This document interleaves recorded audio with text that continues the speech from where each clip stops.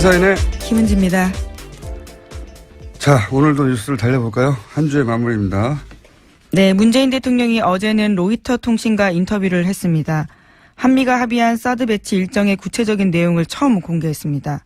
문재인 대통령은 당선 이후 보고받은 바에 의하면 원래 금년 하반기까지 사드 발사대 1기를 야전 배치하고 나머지 5기는 내년에 배치하기로 스케줄이 합의됐다라고 밝혔습니다.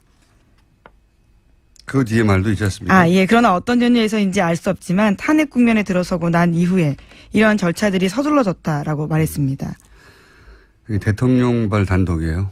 네, 그렇죠. 로이터 통신에게 단독 뉴스를 준 겁니다. 이게 굉장히 중요한 메시지인 것이 한미 동맹의 가장 중요한 매개체가 된다고 오랫동안 지난 정부에서 얘기해왔던 이 사드 배치 관련해서 대통령조차 어떻게 된 건지 모른다는 거죠. 예. 말이 안 되는 거죠. 가장 중요한 무기체계라고 하는데 대통령이 군 통수권자가 어떤 연유인지 알 수 없는 상황에서 원래 스케줄이 바뀌었다. 왜 바뀌었는지도, 어떻게 바뀌었는지도, 누가 바꿨는지도, 어떤 절차를 거쳐서 바뀌었는지 모른다. 조사하겠다는 얘기죠. 예. 저는 엄중 처벌해야 되는 사안이라고 봅니다. 아무런 기록도 남기지 않았다는 얘기고요. 예.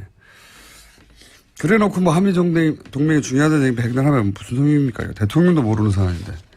자, 그런 단독이 하나 나왔고요. 다음 뉴스는요?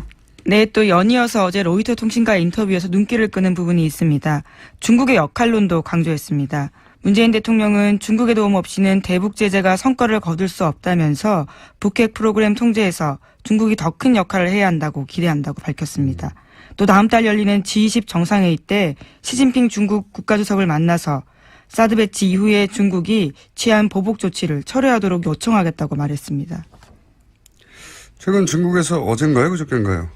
네. 최근 이제 한미 간 오간 보도 내용 관련해서 환영 메시지가 나오기도 했죠.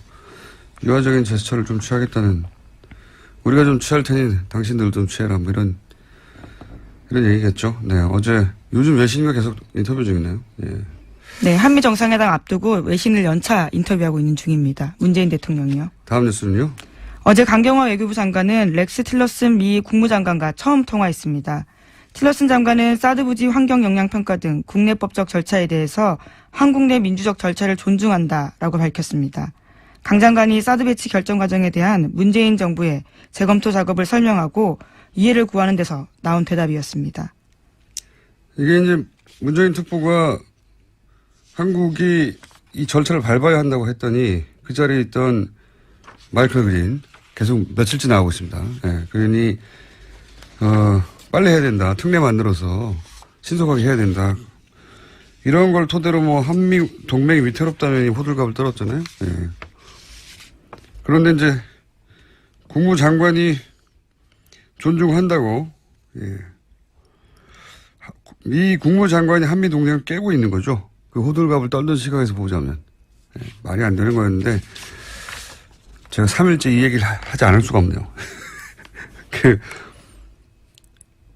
이 마이클 그린이 소속된 싱크탱크 소속된 사람들 발로 우리 워싱턴 주재 기자들이 인터뷰해서 멘트를 굉장히 많이 땁니다. 근데 CSIS 같은 경우는 이제 가장 유명한 곳인데 여기 가장 큰 돈줄이 일본의 사사가와 재단이에요. 우리나라에서는 안 유명한데 이 싱크탱크 사이에서는 굉장히 유명하죠. 돈 많이 되는 걸로. 사사가와 재단은 사사가와라는 정치인이 극우 파시스트예요. 예. 자기가 실제 그렇게 얘기했어요. 내가 세계에서 제일 돈 많은 파시스트라고. 네. 예, 무솔리니 추종하고. 예. 거기서 돈을 댑니다. 이 싱크탱크가. 싱크탱크가 무슨 고고한 학술단체가 아니에요. 이제 지적 용병이라고 할까요? 예.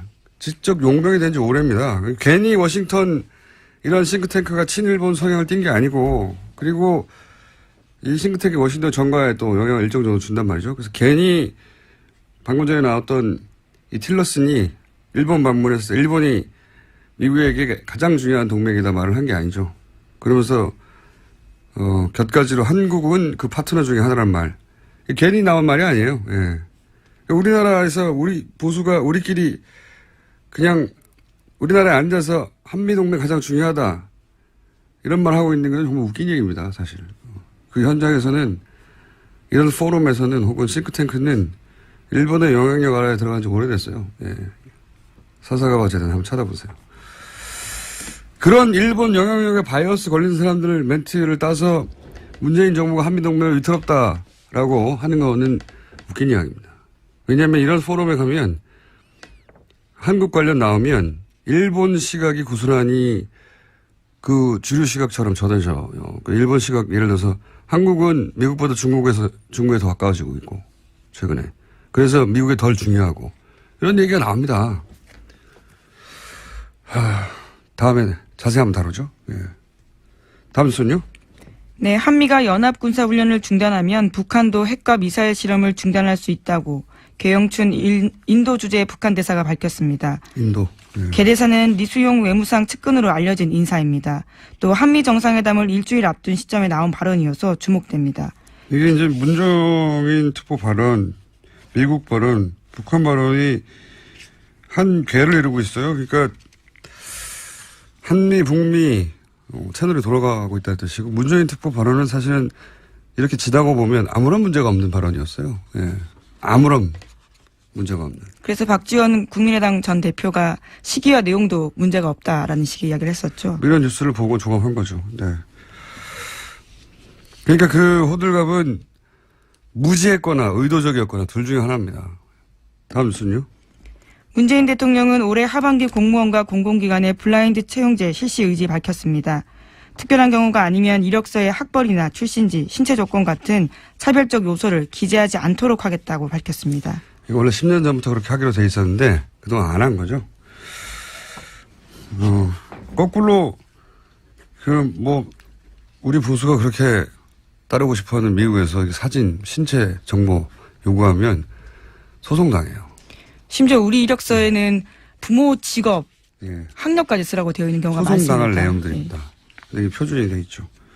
10년 전에 하자고 했는데 공기관도 안 따르고 있죠. 그래서 공기관부터 공무원부터 하겠다는 거고요. 다음 뉴스는요. 여야 간의 국회 정상화 논의했습니다. 하지만 합의점 찾지 못했습니다. 추경 정부조직법 심사가 밀리게 됐습니다. 다만 인사청문회는 열리게 되는데요. 어제 더불어민주당 우원식 원내대표가 이와 같은 소식을 전하다가 눈물을 흘렸습니다. 우 원내대표는 자유한국당이 정권교체를 인정하지 못하고 있다. 대선 불복이다. 국민의당도 섭섭하다. 이렇게 밝혔습니다. 이 이야기는 저희가 3부에서 우원식 원내대표를 직접 연결해서 어떤 의미인지 들어보겠습니다. 자, 오늘 게스트가 많거든요. 다음 뉴스는요. 네, 정유라 씨나 최순실 씨 소유로 된 독일 재산이 없다고 TV조선이 보도했습니다. 현금화해서 모두 썼거나 다른 사람 명의로 바꿨다라는 건데요. 검찰은 정 씨가 소진한 돈이 삼성에서 받은 돈 등 불법으로 세탁한 돈일 가능성이 높다고 판단하고 있습니다. 그렇기 때문에 찾기 어렵다라는 고충도 토로하고 있습니다. 이게 저는 영장 기각이 계속해서 대단히 아쉬운 것이 그리고 문제가 있다고 생각하는 것이 예를 들어서 비싼 말과 함께 계속 이동했거든요. 엄청 돈이 나갔겠죠. 예. 그러면서도 몰래 그 주택을 구해서 숨어 다녔잖아요. 예. 돈도 계속 쓰고 그리고 변호사비는요. 현지에서 그 기간이면 억대로 썼을 거예요. 1억 2억 수준이 아니라. 네, 실제로 10억 이상 썼다라고 추산된다고 합니다. 그리고 현재 정유라 씨 명의로 된 재산이 아무것도 없고 그랬다는 얘기는 돈을 현금으로 다 바꿨거나 다른 사람 명의로 바꿨거나 이런 거잖아요. 그러니까 눈앞에서 재산 은닉을 하고 있는데 그래서 사실은 정유라 씨를 구속해서 수사할 충분한 시급한 사안들이 있는데 이건 페이퍼상의 정말 논리라고 봅니다. 재청구해야 된다고 보는데 과연 재청구해서 될지 모르겠어요. 지금 같은 상황에서는. 그 속에 이유가 있다고 저는 개인적으로 생각하는데. 자, 다음 뉴스는요. 정유라 씨가 해외 도피 중에 지인들한테 쓴 편지 내용 또 나왔습니다. 이번에는 최순실 씨 비서 안모 씨에게 쓴 편지 내용입니다.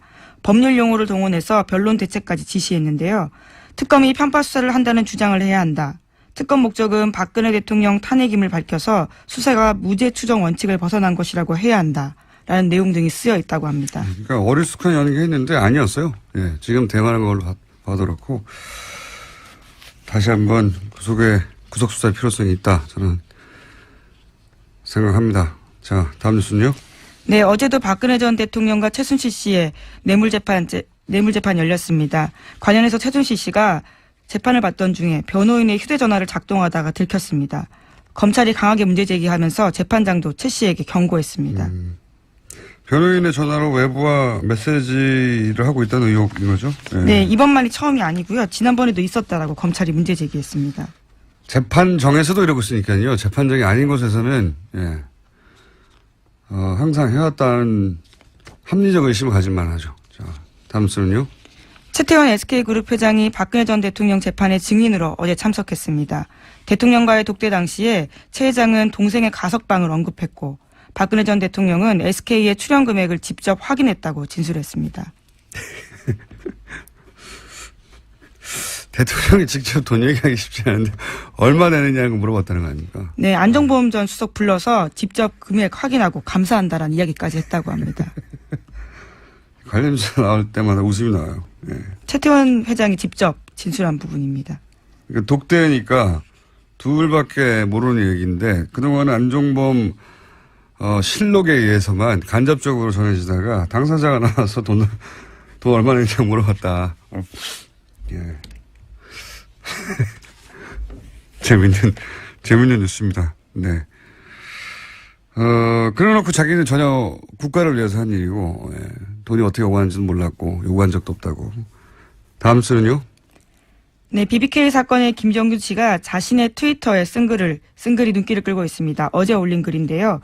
2007년 대선 직전 박근혜 전 대통령의 변호인인 유영하 변호사가 자신에게 기획 입국을 제안했다고 주장했습니다. 이런 김 씨의 주장에 대해서 유영하 변호사는 트위터 내용을 보지 못했다면서 상식적으로 판단해보라고 말했다고 하고요. 검찰은 공식 입장을 내고 김 씨의 주장은 과거 수사와 판결을 통해서 허위로 판명된 내용이라고 반박했습니다. 이게 무슨 진실 공방처럼 보도가 됐는데 새로운 게 아니에요. 이미 진작에 이혜원 의원이 마침 그러고 보니까 이혜원 의원 인터뷰도 하네요. 당대표 후보로. 주장해 왔던 거예요. 예. 당사자가 김경준 씨가 자기를 보러 온 사람이 누구라고 말한 거 아닙니까? 당사자가. 그렇죠. 2007년 당시에. 예. 이혜원 의원도 진작부터 주장을 했었고요. 근데 여기에 대해서 유영하 변호사 상식적으로 판단해보라고 하는데 뭘 상식적으로 판단해보라는 건지 모르겠는데 이걸 진실 공방인 것처럼 몰고 가면 이건 물타기입니다. 이게 기사가 되려면 왜 당시에는 유영하 변호사 대신에 이혜원 의원이 뒤집어 썼는가. 그리고 이혜원 의원한테 크로스 체크를 해야지 규정에 맞는 기사인 거죠. 예. 검찰 주장을 고스란히 똑같은 무게로 실을 게 아니라. 예. 이유가 뭘까?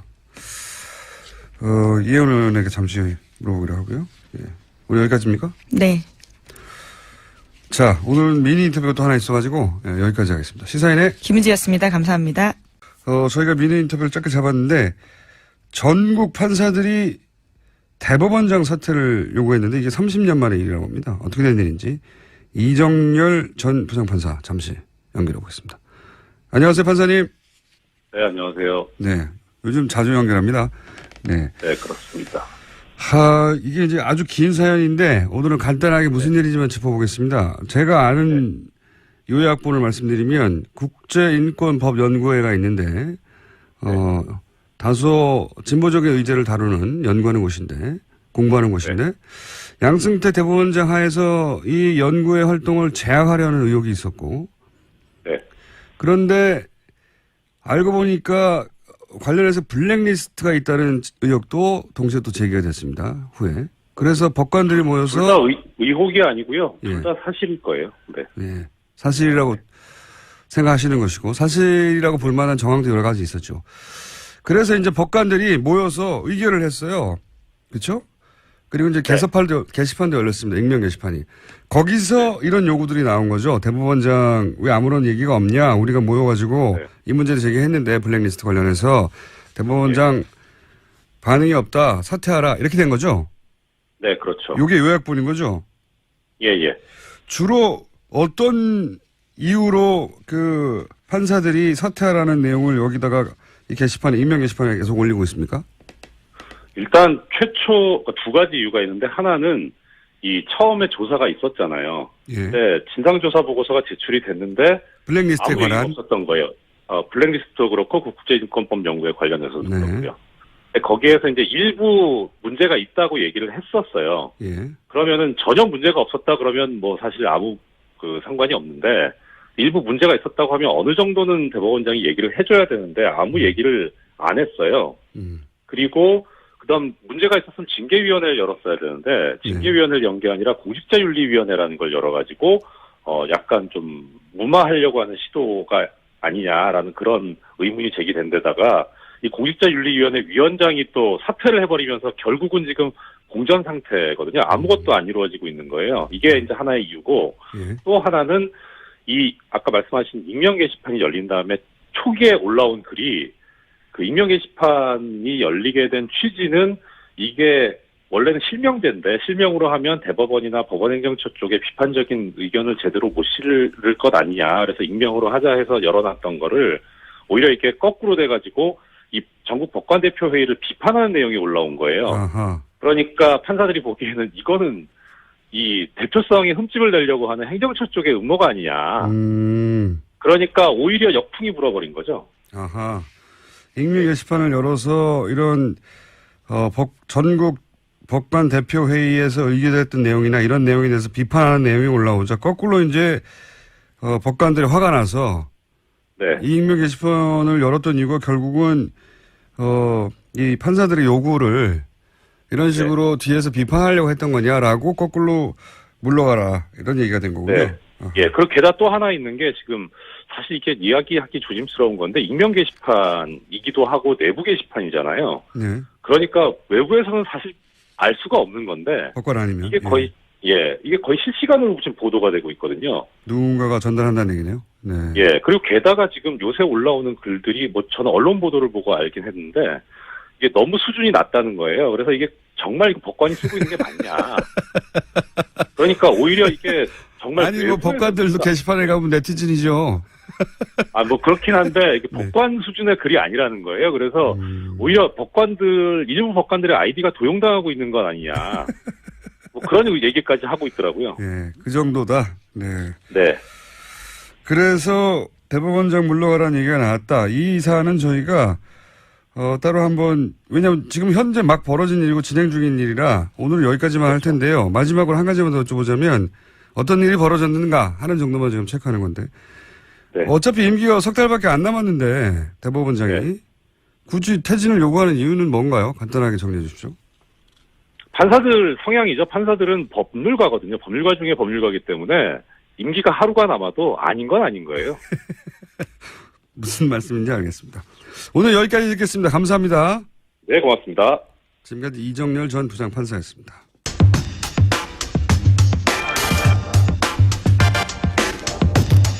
자유한국당 당대표 경선이 홍준표 후보가 TV토론을 거부하면서 그 갈등이 격화되고 있는데요. 자유한국당 대표 경선에 신상진 후보 전화 연결되어 있습니다. 안녕하세요, 의원님. 네, 반갑습니다. 안녕하세요. 네. 우선 간단한 출마의 변부터 왜 본인이 당대표가 되어야 하는지 말씀 주십시오. 예, 저희 지금 자유한국당이 지난 탄핵 사태 또 대선 참패 겪으면서 아주 지금 괴멸의 위기까지 지금 와 있습니다. 그래서 국민들로부터 이게 등을 돌렸고 국민들께서 그리고 이것이 이제 쓰러지는 우리 한국당을 좀 건전한 보수로 이기 위해 정말 리모델링하고 다시 세워야 되겠다는 그런 그 취지에서 제가 출마를 했습니다. 그동안 우리 보수 우리 한국당이 과거 지도부의 인물로는 우리 시대 변화에 또 민심에 따라서 당을 바로 세우기가 힘들다 이런 판단에서 제가 감히 나섰습니다. 예, 그리고 저는 성남시 중원구 지역구인데요. 저희 지역구에 아주 서민들이 많이 사시는 동네인데 저같이 이제 그런 동네에서 4선까지 하고 또 우리 당이 어려울 때 그냥 책임 없이 가만히 있는 것보단 이 국민의 눈높이에 맞는 정치를 우리 자유한국당이 제대로 수용하고 제대로 맞춰서 잘 좀 우리 보수의 정말 이 건전화 이렇게 바로 세우고자 제가 이렇게 출마하게 됐습니다. 알겠습니다. 사선이시긴 한데, 이제 대선 후보였던 홍준표 전 지사나 당 지도부를 역임했던 원유철 의원에 비해서 이제 상대적으로 지명도가 낮은 건 사실인데요. 먼저, 지명도가 훨씬 높은 홍준표 후보는 왜 대표가 되면 안 되는 겁니까? 그분은 어떻게 보면 지난 2011년도에도 당대표를 하다가, 네. 7개월 만에 이제 하차를 했습니다. 당시에 그 디도스 사건 처리 네네. 과정에 이제 당 지도부 또 최고위원들하고 뜻이 안 맞아서 최고위원들이 물러나면서 당 지도부가 이제 와해가 됐죠. 네. 이제 그것이 어떻게 보면 이제 지도력의 한계라는 하나의 그 실천 과정에서 보여줬던 모습이라고 볼 수 있고 또 지금, 우리 국민들이 원하는 거는 계파가 좀 보수당이 계파 갈등으로 맨날 싸워서 여기까지 왔는데 좀 그런 계파 갈등 어떤 사익을 추구하는 그런 식의 당권 투쟁 같은 게 좀 없어야 되겠고 또 지금 이제 우리 국민들이 좀 이 품격 있는 좀 그런 정치를 원합니다. 근데 우리 홍준표 후보 같은 이제 그런 면에서 좀 국민의 기대에 좀 못 미치는 부분이 많이 있고 그래서 저 같은 경우는 이제 사실 인지도 면에서는 약하지만 인지도가 오히려 없는 것이 없다기보다 좀 낮은 것이 저는 오히려 이제 참신한 정치, 또 저 같은 경우는 13년 정치하면서 어느 계파에 속하거나 줄서거나 이런 적이 없습니다. 그래서 저는 계파 갈등을 옆에서 수없이 잘못된 걸 봐왔기 때문에 또 원유철 후보도 훌륭하긴 하지만 또 원내 대표로서 지난 자유한국당이 아주 참패한 그 또 눈꼴 사나운 모습을 보여줬던 지난 총선이요. 총선 과정에 그때 원내대표였었죠.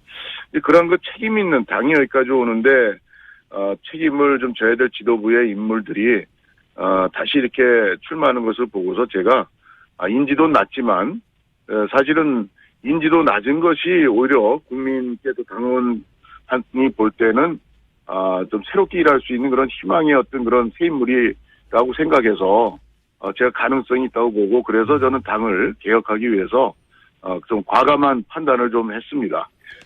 제가 물론 뭐 그때 비밀투표였긴 합니다만 네. 대충 추정하기로는 언론에서 탄핵에는 찬성하신 것으로 알려졌는데 이해하시는 거 보니까 맞군요. 근데 탈당은 또 안 하셨어요? 그죠?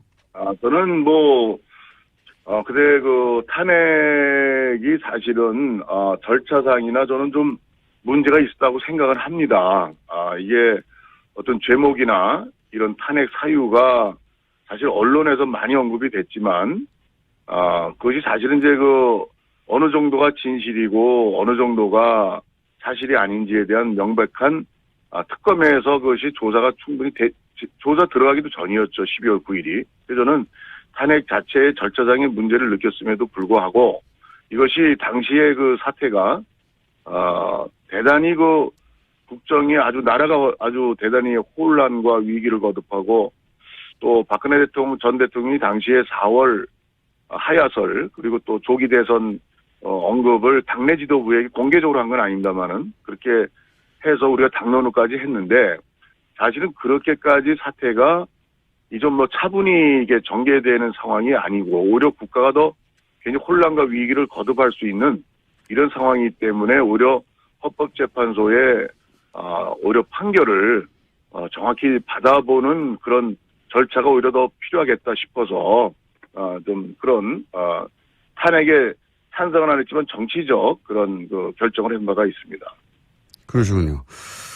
탈당 문제는 네. 저는 그렇습니다. 이제 당 안에서 쭉 저 같은 경우는 어떻게 보면 친박도 전혀 아니고 뭐 권력 주변에 뭐 가본 적도 없고 어떻게 보면 의정 활동 또 국회직 활동 지역구 활동 열심히 했던 의원인데 근데 그 당에 어쨌든 공천받고 국회의원을 하고 있고 어쨌든 공동 연대 책임이 있는 입장에서 근데 탈당한다는 거는 뭔가 집에 불이 났는데 불 끌 생각 안 하고 또 책임지는 그런 자세에서 이 좀 나가서 어떤 해결하는 당시에 또 반기문 또 유엔 전 사무총장의 대선 후보로였던 옹립 뭐 이런 문제들이 정치적 계산이 깔려 있어가지고 그게 탈당한 그런 계산적 탈당에 대해서 저는 좀 찬성을 안 했고 무너져도 같이 우리 책임지고 좀 뭐 당시 이제 새누리당에 그대로 몸을 담고 잘못된 거 있으면 최대한 고쳐야 되는 그런 방향을 가지고 탈당을 당시 안 했습니다. 탈당이 전부라고 생각하지 않았습니다. 알겠습니다.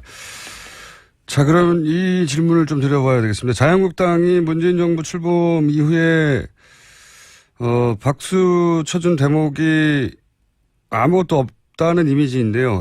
이게 언론에 잘못 알려진 이미지입니까? 아니면 실제 문재인 정부가 잘하는 게 없어서 박수를 쳐주지 않은 건가요? 글쎄, 사실 지금 이제 문재인 정부 출범이 한 40일 이제 됐잖아요. 네, 50일 가까이, 예. 네. 10일이니까, 아니죠. 40일이군요. 예. 네, 40일 됐는데, 사실 바로 이제 인사 문제가 있지 않습니까? 네네. 이건 어떻게 보면, 박수를 치고 싶어도 칠 틈이 없었던 것 같아요. 알겠습니다. 바로 이제 총리 임명 문제서부터 해서, 그 인사 문제가 이제 또 이슈가 되고, 이게 참 어떻게 보면, 과거에는 새 정권 들어서면 서로 그냥 대선 때 싸우고 온갖 걸 했어도 그래도 몇 달은 조금 가는데, 네. 이렇게 이제 새 정부가 일단 어쨌든 선출이 됐으면, 일할 수 있는 좀 그런 힘은 얻어야 될 거 아니에요? 잘못됐든 잘했든. 근데 네. 좀 굉장히 이제 첫 인사부터 이렇게 보이니까, 저로서도 야당이지만, 대단히 좀 안타깝고, 또 저는 한편, 저도 옛날에, 청년 때 야학교사, 노동운동, 학생운동, 감옥도 가고, 다 겪었습니다만은, 어떻게 주변에 그렇게 사람이 없나, 적폐청산하고, 박근혜 MB 정부의 그 역대 또 인사 문제에 대해서, 그렇게 이제 아주 보수 정권의 아주 썩은 부분이다, 부패다, 이렇게까지, 또 당시 야당에서, 민주당에서 공격을 했는데, 민주당도 이렇게 사람이 없는가 그렇다면, 이건 어떻게 보면, 당대당의 문제를 넘어서 우리 대한민국이, 정말 이 공직자 또 위에 높은 소위, 그런 위에서 일하는 사람들의 이 도덕성이 살아온 어떤 모습이 이 보통 문제가 있지 않다 이런 데 대해서 네. 국민들께서도 이런 차제에 그런 문제 있으시군요.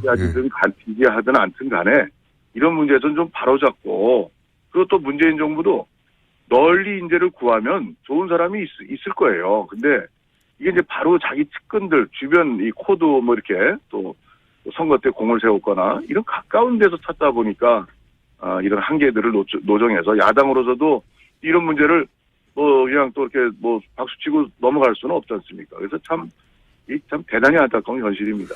알겠습니다. 강경화 장관이 측근이거나 가까운 데 찾은 건 아닌 것 같긴 한데 그런 문제인식은 알겠고요. 예. 그러면 본인이 당대표가 되면 이 대외관계는 어떤 변화가 있을 예정입니까?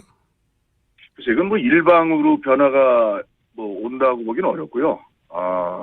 우선은 이제 국정을 운영하고 또 현재로서 어쨌든 간에 제1당이죠. 민주당이. 그래서 이게 집권 정부와 여당이 우선 좀, 빨리 어떤 욕심껏 일을 처리하려고 하는 그런 무리한, 그런 일을 하다 보면 또 국회가 걸리적거리고 어떻게 보면 또 야당이 아주 걸리적거린 존재가 되고 이런 인식을 가지고서는 여야 어떤 대립은 종식되기가 어렵고 또 발전적 관계를 맺기가 어렵다고 생각하고 좀 문재인 대통령서부터 여당 정부가 좀 느리더라도 이 기회에 좀 뭔가 우리나라가 좀 이 법치 또 국회와 정부의 어떤 협력 관계 이런 모델을 좀 잘 만들어 나가면 다음에 어떤 정권이 들어서더라도 우리나라에 좋은 그런 정치 발전이라는 큰 그런 기초를 놓을 수 있겠다 생각해서 칼자루는 결국 정부 여당이 지고 있고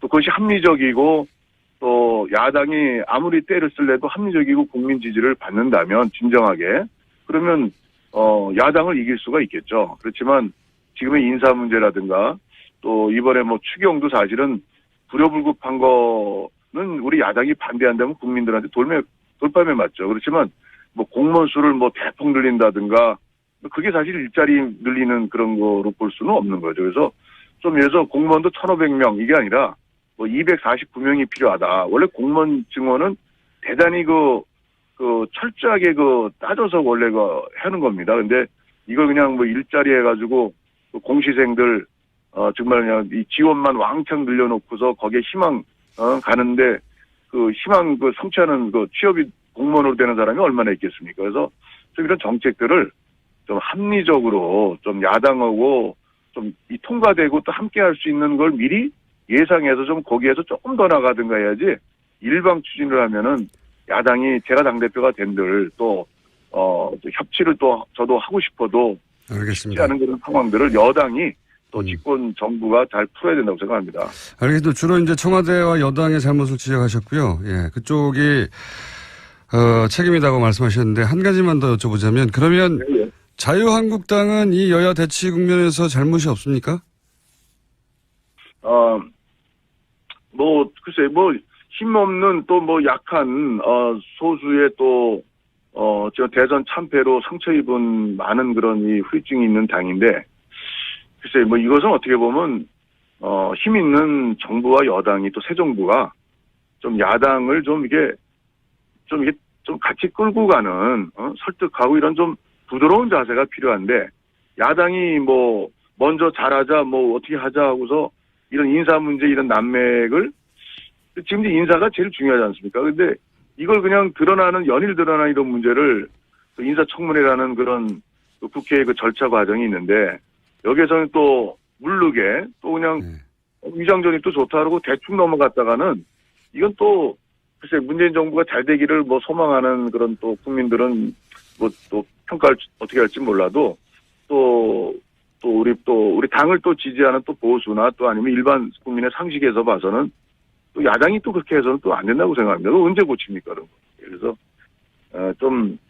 힘 있는 정부가 또 여당이, 조금 좀. 그게 야당의 잘못은 없는 건가요? 자유한국당에?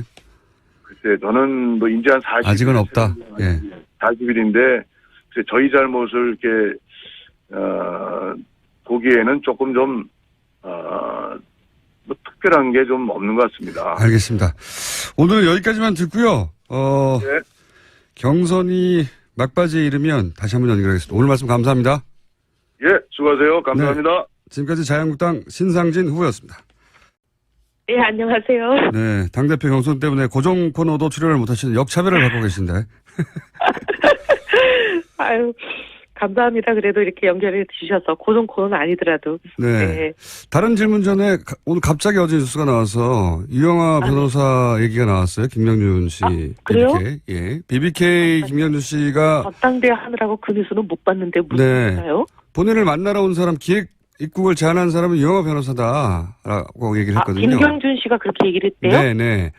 이 의원님이 오래전부터 이걸 여셨네요? 네. 네. 오래전부터 내가 아니고 유영아 변호사라고 주장하셨었습니까? 근데 드디어 이제 진실이 밝혀졌네요. 네. 당사자가 그런 말을 했죠, 처음으로. 그동안은 이혜원 의원님의 일방적인 주장. 그동안 제가 궁금한 건 아니라고 그렇게 얘기를 했는데. 그러니까요. 한 가지가 궁금합니다. 네. 한 가지가. 왜 이혜원 의원에게 당시에 뒤집어 씌웠을까요? 제가 그때 좀 말씀드렸지만 친박들이 절 공천 안 주려고 한 그런 국면이었었잖아요. 그때 타이밍이. 예. 그리고 제가 말씀드렸을 때는 이제 친박 모 중진, 저를 공천 안 주려고 하시는 핵심 인물, 그분이 갑자기 전화하셔서 내일 검찰이 모종의 발표를 할 텐데 거기 반박하지 말고 그냥 가만히 있으라. 뒤집어 쓰라는 거 아닙니까? 그리고 그 다음날 검찰이 발표한 게 감옥에 김경준을 김경준을 이혜훈이 접촉했다. 예. 나는 그런 발표를 했었거든요. 제가 아니라고 나는 접촉한 적도 없고 나는 감옥에 간 적도 없고 난 미국에 간 적도 없고 나는 만날 수도 없고 김경준을 변호사도 아니기 때문에 알겠습니다. 아무리 아니라고 하더라도 그때 그게 안 먹혔잖아요. 네. 당사자가 이제 오늘 드디어 이혜원 의원님 말씀처럼 본인을 만나러 온 사람이 유영아 변호사라고 얘기를 했어요. 네. 이 얘기는 참 기가 막히네요. 네, 당대표가 대심에 출연하셔서 다시 한번 얘기하게 하고요. 네. 아유, 정말 이제 속 시원합니다. 네. 진실은 진짜 언젠간 드러나네요. 자, 오늘까지의 전국을 돌면서 한 누적으로 현재 1위세요. 아유, 감사합니다. 근데 아직 선거의 한 4분의 1도 진행이 안 된 상태라. 수도권 안 했기 때문에 그죠? 네. 그리고 또 저희는 당원도 많고 당원들 투표율이 높은 곳이 TK거든요. 예. TK가 아직 투표를 진행하고 있고 이게 끝나지 않았기 때문에 그렇군요. 전혀 뭐 판세를 짐작하기는 좀 어려운 상황입니다. 현재 판세로는 지금까지의 판세만으로는 1, 2를 이혜원 후보, 하태경 후보가 네. 큰 차이 없이 박빙으로 다투고 있다. 이 정도인데요. 하태경 후보 저 인터뷰했더니 본인이 1등 할 거라고 예, 본인은 본인과의 싸움이라고 하던데 하태경 의원은 당대표 하면 안 됩니까? 저는 뭐 하태경 후보 잘하지만 저는 이 국면에서 이제 하태경 후보가 잘할 수 있는 국면이 있고 또 저 같은 사람이 필요한 국면이 있고 이게 다 타이밍이 좀 다르지 않나 생각합니다. 근데 지금은 강온 양면 전략이 동시구사가 돼야 되는 국면이라고 생각해서 저 같은 사람이 더 필요한 국면이다 이렇게 감히 말씀을 드리겠습니다. 하태경 의원은 왜 강온을 못하는 거죠? 하태경 의원님은 좀 강한 면이 많으시죠. 강강으로 나갈 공산이 큽니까? 예. 근데 이제 밖으로는 대여 강경 투쟁을 해야 되잖아요. 선명하게. 아무래도 야당이다 보니까 예. 그런 면도 있고 그다음에 또 보수 안에서도 경쟁이 있잖아요. 진짜 보수, 가짜 보수, 주도권 예. 경쟁이 있으니까 강력한 리더십이 필요하긴 한데 동시에 저희가 좀 작은 정당이다 보니까 여기서 한 분이라도 놓치면 또 흐트러질까 봐 다들 걱정이 많으세요. 근데 이렇게 똘똘 뭉쳐서 하나로 가려면 화합이 필요하잖아요. 이 또 화합은 어머니 리더십 포용하고 끌어안고 이렇게 다독이고 하는 이런 것도 필요하거든요. 그래서 저는 감히 강온 동시구사가 되는 거는 제가 아니냐 이렇게 그냥 당원들께 말씀드리고 있습니다. 하태경 의원님 훌륭하죠. 정운천 의원은 그러면요. 뭐가 문제입니까? 당대표 하는데. 문제가 있는 건 아니고요. 문제가 없으면 정운천 대표 다 훌륭한데, 예. 다 훌륭하죠. 정운천 의원님, 김영우 의원님 다 훌륭하죠. 근데 이 국면에서는 제가 그분들보다 좀 필요한 국면이다. 그냥 그렇게 말씀드리는 거죠. 김영우 후보는 저희와 인터뷰를 거절하셨어. 네 분 중에 유일하게. 인터뷰를 못했는데. 거절하셨어요? 네. 유일하게 거절하셨어요. 격가지 질문인데 김영우 후보 말씀하셨어요. 네. 김영우 후보가 의원님, 이혜원 의원님 뉴스공장 출연을 토론회 때 지적하셨다고요? 왜 거기 나가냐고 막 공격을 하셔가지고 제가 좀 당황했어요. 그래서 아니 왜 나가면 안 되냐 그랬더니 문정인 특보 발언 이런 부분을 얘기를 하면서 진행자의 생각에 동의하냐. 그래서 아니 진행자하고 생각이 같을 수도 있고 다를 수도 있고 어떻게 뭐 모든 생각이 다 똑같은 그런 진행자 프로만 골라서 나가냐. 진행자하고 생각이 다르다고 그 프로 나가면 안 되냐. 제가 그렇게 말씀드렸어요. 네. 당대표 토론에서 뉴스공장이 거론이 됐습니다. 참. 네. 재밌어가지고 여쭤봤어요. 핫하다는 거죠. 그리고 그만큼 우리 진행자께서 완전히 국민 아이콘이시잖아요. 오늘 여론조사가 있다고 너무 오늘 여론조사가 있죠? 오늘 아니요. 저희 내일 모레인가? 내일 모레인가. 여론조사가 내일 모레일 겁니다. 아마. 네, 당원 책임 당원과 일반 당원 그러고 나서는 일반인들을 상대로 한 여론조사인 거죠? 네, 맞습니다. 그게 30%입니다. 일반인을 상대로 한 여론조사 굉장히 중요하네요. 그게 굉장히 중요합니다. 왜냐하면 당원은 7만 명이 다 투표를 물론 안 한다 그러더라도 그래도 한 몇만 명이 투표하시잖아요. 그 몇만 명이 투표한 게 70%가 되는 거거든요. 근데 일반인 여론조사는 주로 여론조사 회사들이 1000명 하잖아요. 네. 1000명의 값이 30%가 되는 거니까 그렇죠. 한 명 한 명의 가치가 굉장히 크죠. 그렇군요. 네. 어제 민주당 우원식 원내대표가 자유한국당이 해도 너무한다 이런 성토를 한 건 아시죠? 예. 들었어요. 근데 아니 왜 우원식 원내대표님은 저는 자유한국당이 해도 너무한다는 데는 동의하거든요. 거기는 동의하는 어떻게 예. 거긴 동의해요. 네. 어떻게 반대 말고 할 줄 아는 게 없냐. 예. 저도 그런 생각이 들긴 들어요. 네. 그래서 성토를 하는 것까지는 저는 이해를 하는데 조금 너무 나가셨어요. 추경을 반대하는 건 대선 불복이다 하시는 거는 조금 너무 하신 것 같아요. 자유한국당의 태도에 대해서 대선 불복이라고 하신 것 같긴 한데 이 대목은 저희가 잠시 후에 또 우원식 원내대표 인터뷰가 있으니까 네. 진위는 여쭤보기로 하고요. 여하간 제가 궁금한 것은 자유한국당이 해도 너무한다고 하는 그 대목에 대해서는 동의하십니까? 동의하죠. 자유한국당이 추경을 심사조차 안 하겠다. 이거는 누가 들어도 너무하고요. 저는 이건 내로남불 좀 그만했으면 좋겠어요. 이건 전형적인 내로남불이거든요. 왜냐하면 이거 조금 길게 설명드려도 되나요? 3번밖에 안 남았으니까 알아서 쓰십시오. 예. 네. 추경을 아무 때나 못하게 아예 그냥 국가재정법에 못을 박아버리자. 전쟁이 나거나 자연재해가 나거나 막 이런 거 아니면 못한다. 이렇게 법을 바꾼 게 박근혜 당대표 시절이에요. 네. 저희가 야당할 때. 예. 그렇게 세게 주장하면서 절대로 추경 못하게 한다고 이렇게 난리를 해놓고 본인이 대통령 되셔가지고 4년 동안 3번 했어요. 네. 거의 1년에 매년 했다는 뜻이잖아요. 네. 근데 브렉시트 그때마다 추경됐습니다. 브렉시트 추경. 네. 근데 문제는 그리고 총 40조나 추경을 했어요. 예. 그 3번이 단 한 번도 소위 자기들이 바꾼 국가재정법 추경 요건에 맞은 적이 한 번도 없어요. 근데 그때 당시 야당이 지금 여당 된 민주당 아닙니까? 민주당이 귀하들이 그렇게 안 된다던 추경 요건에 하나도 안 뱉다고 얘기할 때마다 뭐라 그랬냐, 맞아 막 우기면서 했단 말이에요. 예. 근데 이제 입장이 거꾸로 돼가지고 반대가 된 거 아닙니까? 근데 이번에는 똑같은 입으로 추경 요건이 안 맞다고 들어놓으면서 심사조사 안 하겠다 그러니 이건 전형적인 내로남불이에요. 다른 사람은 추경 요건이 안 맞다고 말할 수 있어도 그분들은 그 말할 수가 없어요. 알겠습니다. 자, 시간이 없기 때문에 한 가지만 여쭤볼게요. 자유한국당과의 당대당 통합 네. 가능합니까? 가능하다면 어떤 조건이어야 합니까? 일단 지금 입에 올릴 필요도 없습니다. 지금은요? 그 가능한 조건 자체가 네. 지금은 뭐 이루어질까 가능성이 보이지도 않고요.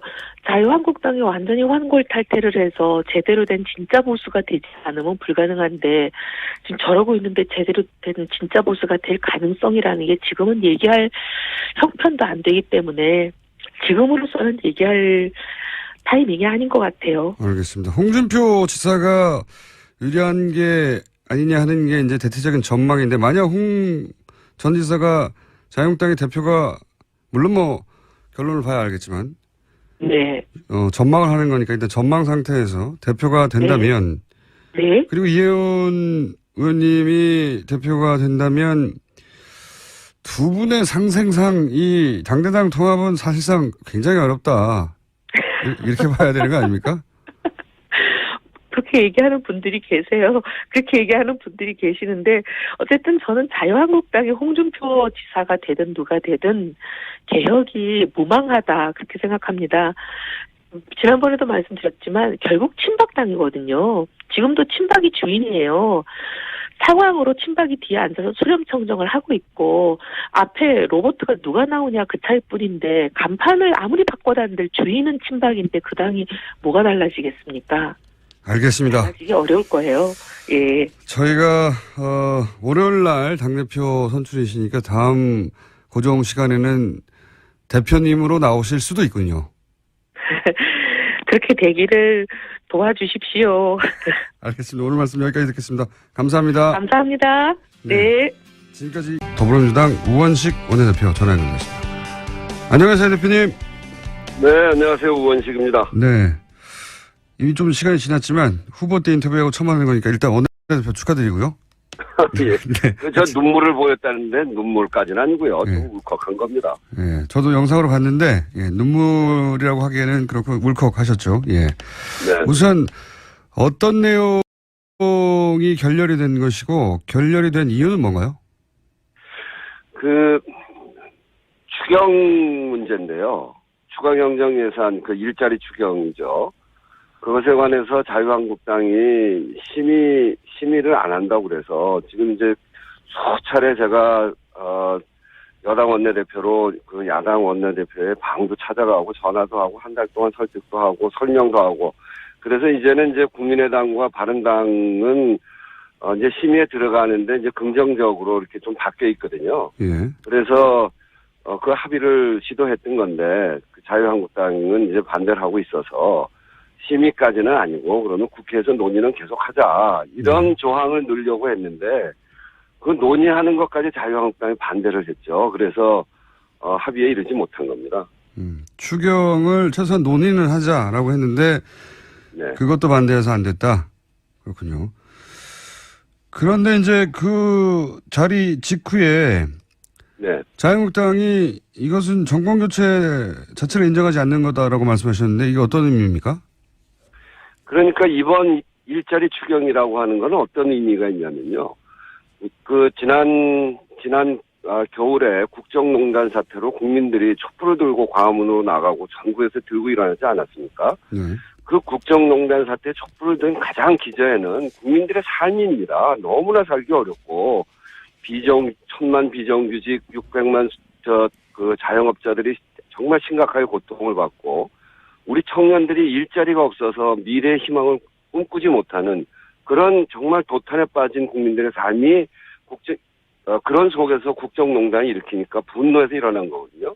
그리고 새로운 대통령이 뽑히지 않았습니까? 그 새로운 대통령은 바로 그 문제, 국민들의 삶의 문제를 개선하겠다고 민생과 일자리를 만들기 위한 그 일로 첫 번째 사업을 이 추경으로 내놓은 겁니다. 그리고 대통령은 본인을 일자리 대통령이라고 이렇게 규정하고 있고요. 1호 공약으로 그 일자리를 만드는 것을 내놓았고 이게 이 정권의 출발이거든요. 그런데 그거를 못하게 하는 것은 문재인 정권은 인정하지 않겠다. 문재인 정권을 출발시키지 못하게 하겠다. 이런 것이죠. 그래서 이거는 지난 국정농단 사태를 통해서 드러난 국민들의 민심, 정권 교체의 열망, 그리고 지금 이렇게 정권 교체가 된 것, 이런 전체를 부정하고 막아보겠다. 이런 것에 전 다름 아니다. 이렇게 생각을 합니다. 말씀은 잘 알겠는데 근데 울컥하신 이유는 뭡니까? 하나는 제가 4년 동안 을지로위원장을 하지 않았습니까? 네네.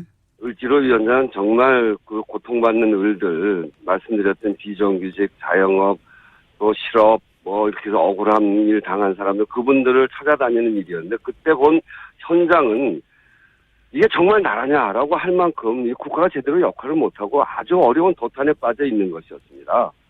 이 문제를 해결하는데 저는 그래서 바로 문재인 대통령께서 내놓은 일자리 추경이 매우 중요하고 그 시작이다 이렇게 생각하고 있는데 이거를 끝까지 막는 것도 너무나 안타까웠고 저희 그 여당 원내대표로서 정말 한 달이 넘는 기간 동안 그분들 찾아다니면서 입에 침이 마르도록 그 전화를 드렸고 그 문지방 그 야당 원내대표실 문지방에 닳도록 다니고 그리고 설득하고 또 때로는 저녁 때 술도 같이 한잔하면서 그 많은 얘기한 것을 결국은 거절당하니까 너무 화도 나고 그렇게 해서 어제 결국은 안 되니까 감정이 좀 이렇게 격해져서 그랬습니다. 설득하는 자세가 부족했다라고 야당은 말하는데 그게 아니라는 말씀입니까? 그거 더 어떻게 해야 되는지. 전에 여당이었던 분들은 저희 야당한테 그렇게 설득해 본 적 있습니까? 이게 사실은 저희가 여소야대이기도 하고 또 4당 교섭단체 체제이기 때문에 억울한 건 매우 어렵다는 건 제가 잘 압니다. 그 어려움을 넘어서 보려고 한 달을 저도 거의 잠도 설쳐가면서 아침부터 밤까지 전화드리고 찾아다니고 한 거를 너무나 잘 알지 않습니까? 그런데 어떻게 설득하는 게 부족했다고 그런 얘기를 할 수 있어요.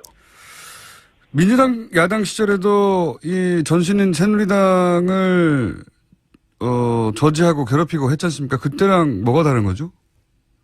이를테면 추경 같은 거 그거는 그 정권에서 꼭 해야 하고 어떤 면에서는 인생에 도움이 되는 것들이기도 하죠.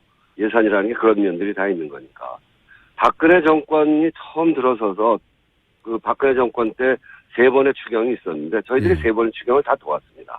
특히 첫 번째 추경은 그 정권의 성격과 다 있는 건데 제출한 지 5일 만에 상정해서 19일 만에 통과시켰습니다. 지금 우리가 내놓은 추경은 지금 추경 내놓은 지가 17일 됐고요. 정부조직법 내놓은 지가 15일 됐습니다. 박근혜 정부 때 정부조직법도 저희가 6일 만에 상정해서 토론했습니다. 완전히 다른 거 아닙니까? 저희는 안 되는 일은 안 된다. 필요한 일은 한다. 이렇게 하면서 했습니다. 그런데 지금은 자유한국당은 모든 것을 안 된다. 이렇게 하는 거기 때문에 그거는 완전히 다르죠. 자유한국당이 그러면 왜 그런다고 보시는 겁니까? 그러니까 이 정권 인정하기 싫은 거 아니겠습니까? 그 최근에 그 전당대회 과정에서 여러 사람들이 하는 말씀이나 또 자유한국당의 서울시당 위원장이라는 분이 막말을 하고 대통령에게 욕하고 이런 거를 보면 이 정권 인정하기 싫은 거죠. 정권 교체 받아들이기 어려운 겁니다. 그중에서 수단을 갖고 있는 데가 국회군요. 국회는 아직 정권 교체가 안 돼 있습니다.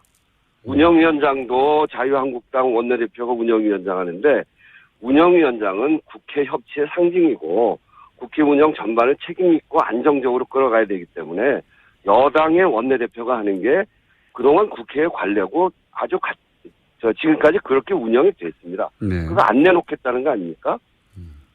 국회 선진화법 때문에 자유한국당이 막을 수 있으면 막을 수 있게 되기 때문에 그거 가지고 딱 틀어지고 아무것도 안 하겠다.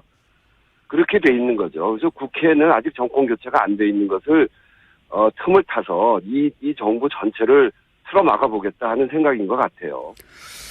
이어서 국민의당에 대해서는 섭섭하다라고 말씀하셨는데 구체적으로 국민의당 어떤 부분에 대해서 섭섭함을 토로하신 겁니까? 국민의당은 최근에는 이제 추경에는 참여하겠다 이렇게 생각을 바꾸셨어요. 그건 매우 환영할 만한 일인데 사실은 어제 추경 논의를 계속한다. 이게 이제 이 합의를 성사시키느냐 못 시키느냐 하는 쟁점까지 올라왔습니다. 그런 논쟁이 있었고 국민의당도 이제 추경 심의에 참여하겠다고 하면 그런 거 옆에서 좀 도와줘야 되는 거 아닙니까? 이 추경 논의를 왜 국회에서 못하냐? 이거는 자유한국당이 좀 양보해라. 이렇게 해서 좀 도와주면 좋을 텐데 그렇게 하지 않아서 내가 섭섭하다고 그랬는데요. 앞으로 또 국민의당, 바른정당과 같이 함께 해야 되기 때문에 이제 섭섭하다는 마음은 없애겠습니다. 국민의당 김동철 원내대표와는 오랜 시간 잘 알고 지내시던 사이 아닌가요? 네, 옛날에 한 25년 전쯤에 서울 노원구에서 바로 옆 지역에 서울시의원을 같이 나가서요. 같은 당으로. 그때부터 이렇게 가족 간에도 잘 알고 오랫동안 서로 교류했던 사이죠. 그렇게 오랫동안 가까운 사이시면 물론 이제 사적 관계 넘어서는 정당의 원내대표니까 어쩔 수 없는 부분이 있긴 하지만 이렇게 막힐 때는 허심탄회하게 얘기해서 돌파하고도 만들고 그러는 게 여의도인데 그런 시도는 안 해보셨습니까? 아니 여러 차례 했죠. 찾아가서 이야기도 하고 제가 형님 이렇게 부르니까요. 그렇게 하고 이야기하는데 이제 어제는 그래서 제가 좀 섭섭했고요. 또 그렇게 해야죠. 네. 그런데 이제 인사 5대 원칙을 공약으로 내세웠던 거는 사실이고 또 그런 면에서 그 빌미를 여당이 먼저 제공한 게 아니냐. 네네. 이런 비판이 있지 않습니까? 그래서 이제 발목을 잡는다고 하는데 발목을 내준 게 아니냐 이거죠. 그래서 이제 대통령께서도 이 부분에 관해서 그렇게 이야기하셨죠. 준비 과정, 그러니까 인수위 등의 인선 검증 이런 준비 과정을 거칠 여유가 없었던 데서 비롯된 점이다. 그래서 이 점에 대해서는 야당 의원들과 국민들께 양해를 당부드린다. 이렇게 이야기를 하셨었거든요. 그러고 비서실장도 나와서 그런 이야기를 했고요. 그리고 최근에는 대통령의 인사검증 시스템 개선을 지시해서 인사추천위원회를 가동을 최근에 시작을 했죠. 그래서 그런 것들을 봐가면서 야당에서 이런 노력에 대해서 좀 인정해 주셨으면 좋겠어요. 좀 부족한 점이 있는 거는 또 맞기도 하고요. 그래서 그 중간에 자진 사퇴하신 분도 생겨난 것도 맞는 이야기죠. 이 운영위원회를 이제 좀 전에 말씀하셨듯이 운영위원장을 네. 자유한국당이 지고 있기 때문에 자유한국당이 운영위를 소집하기도 하고 말씀하셨다시피 그동안은 관례적으로 여당이 해야 하는데 만약에 자유한국당이 이 운영위원장을 내놓지 않으면 강제로 가져올 방법은 없는 거 아닙니까? 네, 강제로 가져올 방법은 없습니다. 그러면 계속해서 자유한국당이 운영위원장을 하는 겁니까? 앞으로 1년 더 남았거든요. 예. 1년 동안 운영위원장을 하는 건데, 이 부분은 자유한국당에서도 좀, 국민 여론도 생각하고 또 원만한 국회 운영을 위해서 그동안 국회가 그런 관례를 쌓아왔고 또 국회가 생긴 이래로 다 이 운영위원장은 집권 여당에서 한다는 건 너무나 잘 알고 계시기 때문에 이런 부분에 대해서는 조금 더 상식적으로 그렇게 생각해 주셨으면 좋겠어요. 정권 교체를 인정하지 무조건 않는다. 달라는 것도 아니고 거기에 상응하는 다른 위원회 이런 걸 또 저희들이 돌려드릴 생각이 있으니까요. 정권 교체를 인정하지 않는다는 것도 그런 뭐 요런 사안을 보고도 말씀하시는 거군요. 네.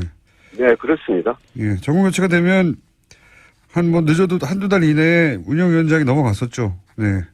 그렇죠. 지금까지 한 번도 그러지 않았던 적이 없습니다. 단 2번 이제 정권이 바뀌어서 야당 원내대표가 한 적이 있는데요. 예. 그거는 정권 바뀌고 잠깐 남은 기간 2달, 3달. 그렇죠. 그건 예. 어차피 이제 끝나는 기간이니까 그 기간 동안 별로 할 일도 없고요.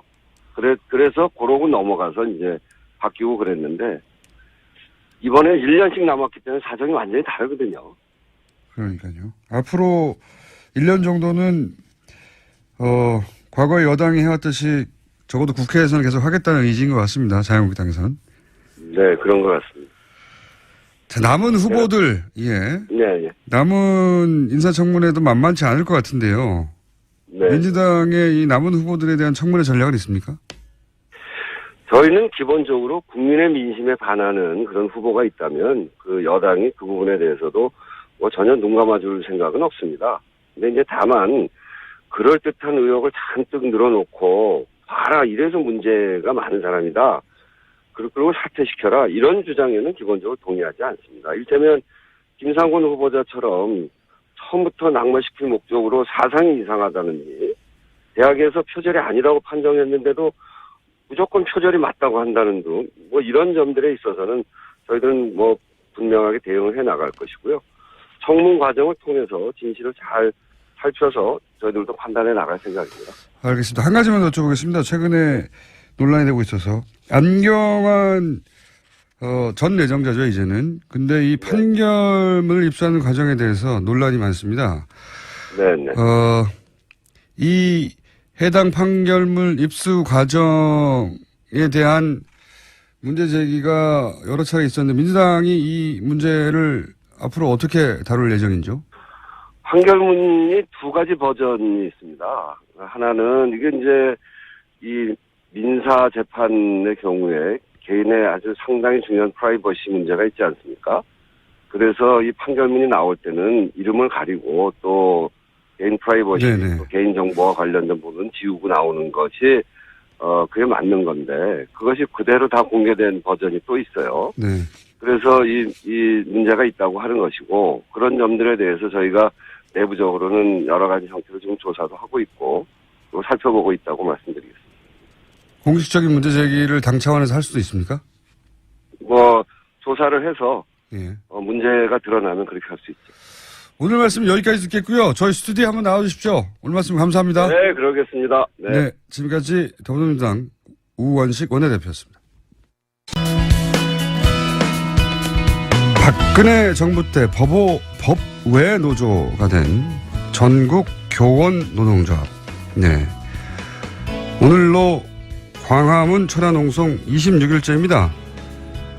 조창익 위원장님 스튜디오에 직접 모시고 사정 들어보겠습니다. 안녕하십니까? 네, 안녕하세요. 네. 반갑습니다. 저처럼 이렇게 수염이 나셨나요? 네, 비슷하게. 다만 저하고는 다르게 머리가 없으시네요. 자, 법의 노조가 굉장히 생소한 용어입니다. 법의 노조가 뭡니까? 말 그대로 법상 노동조합이 아니다 이런 뜻입니다. 네. 노조라고 자기들이 주장하는데 네. 법이 보호할 수 없다 이거죠? 네, 법 밖에 존재하고 있다 이런 말인데요. 네, 2013년 10월 24일에 고용노동부로부터 노동조합법이 있어요. 노조법에 의한 노동조합으로 보지 아니함 통보라고 하는 공문 현장 저희들에게 전달이 됐습니다. 근데 이제 이게 참 이미 네. 결성된 지도 80년대고 합법화된 지도 오래됐었는데 박근혜 정부 들어와서 법의 노조가 돼버렸어요. 그죠? 네. 법의 노조가 되면 전국 교원 노조. 교직원 노동조합. 교직원. 예, 정확하게 교직원이군요. 네네. 전국 교직원 노동조합이 어떤 피해를 입게 되는 겁니까? 구체적으로? 참으로 회복할 수 없는 피해를 입고 있습니다. 이제 고용노동부의 법인노조 통보도 부당하지만은 네. 교육부가 소위 4대 후속 조치라고 하는 걸 합니다. 이게 사무실 그동안에 지원을 했었는데 방 빼라 하는 네. 것도 있고 전임자 그동안에 인정했는데 취소하겠다 이런 것도 있고 또 단체 협약이 그동안에 유지가 됐었는데 그 효력을 상실하죠. 단결, 단체 교섭, 네네. 단체 행동 이거 다 안 되는 거군요. 네네. 정부위원회에 이제 그동안 여러 명이 파견되었는데 그것도 배제가 되고. 이미 단체가 네. 되는 거군요, 그냥. 네, 그렇죠. 네. 법 밖으로 뭐 밀려서 지금 회복할 수 없는 피해 중에 하나는 무엇보다도 징계의 그 해고의 그 위협에 그 놓여 있는 교사들이 많고 실제로 작년 2016년에 34명이 해고가 됐고 올해도 16명의 전임 요구자가 있는데 지금 그 해고와 징계 위협 앞에 지금 놓여 있는 상황입니다. 그렇군요. 사실은 굉장히 오래된 합법 노동조합이었는데 이게 이제 박근혜 정부 하에서 최근에 밝혀졌던 고 김영환 민정수석 네. 업무 일지에 보면은 김기춘 전 비서실장이 이 전교조 법에 노조한 것을 긴 프로세스 끝에 얻어낸 성과다. 그러니까 이제 이 표현으로 빌어보자면 박근혜 정권 하에서 교원 노조를 법에 노조하기 위해서 오랫동안 노력해 왔다는 거죠. 예. 네, 그렇습니다. 그래서 결국은 성공했다. 네, 치밀한 공작 정치 결과로 법의 노조를 만들어냈다라고 하는 그런 표현입니다. 그러면 이렇게 교직원 노동조합이 법의 노조가 된 것에 대해서 국제사회의 반응은 어떻습니까? 국제사회는 지금 국제노동기구 이런 거 유명한 기구 네, 있지 ILO 국제노동기구에서 아주 오랫동안 꾸준히 한국 정부에 대해서 네. 법적 지위를 회복할 수 있도록 네. 국제 기준에 맞도록 법을 개정할 수 있도록 정부에 촉구해 왔는데요. 지금까지 지금 되지 않고 있죠. 네. ILO 이제 87호, 98호 비준을 하라라고 하는 그런 요구가 있었는데 지금까지도 하지 않고 있는데 대통령 공약으로 다행히 이번에 지금 명기가 되어 있습니다. 문재인 정부는 이 법의 노조를 합헌하는 것을 공약을 했습니까? 네, 공약으로 해놓고 있고 저희들은 반드시 그 비준을 해야 된다고 지금 주장을 하고 있고 그렇게 하리라 이렇게 기대를 하고 있습니다. 알겠습니다. 그런데 말이죠. 이제 여기서부터 지금 소송 중이지 않습니까? 네네. 그렇죠. 법의 노조 통보를 취소하라고 소송 중인데 1심, 2심을 패소했어요. 네네. 네. 그래서 이 보수 진영에서는 이미 1심, 2심 법원이 그 통보가 적법하다고 했는데 전교조가 이런 요구를 하는 것은 이건 사법기관을 무시하는 거 아니냐 이렇게 주장하고 있고 네. 형식 논리는 말이 됩니다. 1심, 2심 이미 합헌이라고 했는데 합법이라고 했는데 졌는데 여기에 대해서는 뭐라고 반론하시겠습니까? 네. 그것은 지금 저희들은 행정적으로 직권 취소를 할 수 있다 이렇게 주장을 하고 있습니다. 그 사법적 절차에 의한 문제 해소 방법도 있고 예. 또 행정적 그 재량권 범위 안에서 전교조 법의 노조 문제를 해결할 수 있는 방법이 있는 것인데 어떻게 그렇습니까? 이건 그 예를 들면 고용노동부가 처분을 바란 행정청인데 자신이 한 그 처분이 행정적 오류에 의해서 위법부당하다라고 하는 생각이 들 경우에 언제든지 그 처분을 취소할 수가 있습니다. 그것도 합법적인 절차입니까? 그렇습니다. 그것은 직권 취소라고 하는 법적 범위 안에 있는 것인데요. 위법한 경우뿐만이 아니라 부당한 경우에도 할 수 있고 또 직권 취소에는 특별한 법적 근거조차 필요로 하지 않습니다. 애당초 처분을 발할 권한에는 그 처분을 취소할 권한도 포함되어 있기 때문인데요. 말하자면 고용노동부 장관이 종래 전교조에 대한 법의 노조 이 통보 처분의 위법 또는 그 부당함을 이유로 해서 직권으로 취소할 수가 있고 이 경우에 법원이 전교조 법의 노조 통보 처분 취소 청구를 각하함으로써 소송을 종결할 수가 있다.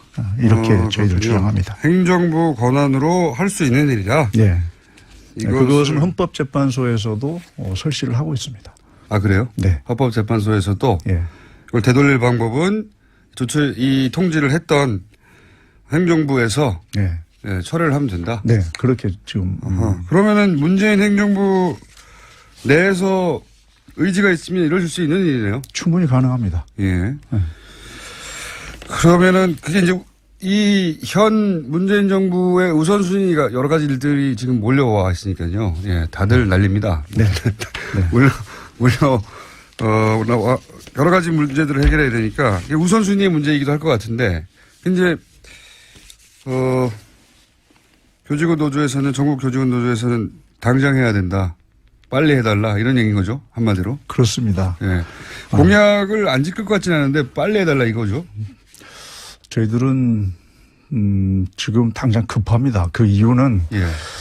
다음 주 월요일에 이미 노조 전임자 요구를 했던 인천 지부의 그 지부장 선생님을 비롯해 가지고 지금 중징계 요구가 있고 징계 의결 요구서가 날아오고 징계위원회 회부되고 있습니다. 그러니까 7월 1일자로 또 그 이후로도 계속 16명의 전임 요구자들이 지금 징계를 받게 돼 있거든요. 그렇기 때문에 작년 34명의 해고자에다가 또 올해 들어서 문재인 정부 들어서 해고자가 16명이 발생을 한다면 계속 피해는 발생하고 네. 있다. 그러니까 급하다 우리는. 그렇죠. 예. 지금 박근혜 정부와 문재인 정부의 차별성을 확인할 수 있는 유일한 기준은 바로 당장 지금 유일한 기준까지는 아니겠죠. 여러 가지 기준이 네, 있는데 이것도 저희들이 중요한 볼 때. 기준이다. 예. 예, 저희들이 볼 때는 지금 당장 법인노조 철회를 행하는 것이 좋겠다라고 하는 것이 문재인 정부의 바라는 점입니다. 알겠습니다. 여러 가지 해결할 사항의 적체 현상이 심각하군요. 이 중에서 전국 교직원 노동조합에 관한 민원을 제가 듣고 있습니다. 직접 방송에서. 자, 오신 김에 최근에 현안이 있어서 제가 한번 여쭤보겠습니다. 예. 공약 중에 그 외고 자사고를 일반고로 전환한다 이게 있습니다. 네네. 여기에 대해서 이제 자사고에서는 반대하는 성명이 이미 나왔고요. 자사고 연합이라고 해야 될까요? 자사고 쪽에서는 당연하겠죠. 지금 현재 자사고 질을 유지하고 있는데 다시 없앤다고 하니까요. 네, 당연한데 이 전국 교직원 노동조합 전교조에서는 입장이 뭡니까? 이 사안에 대해서는.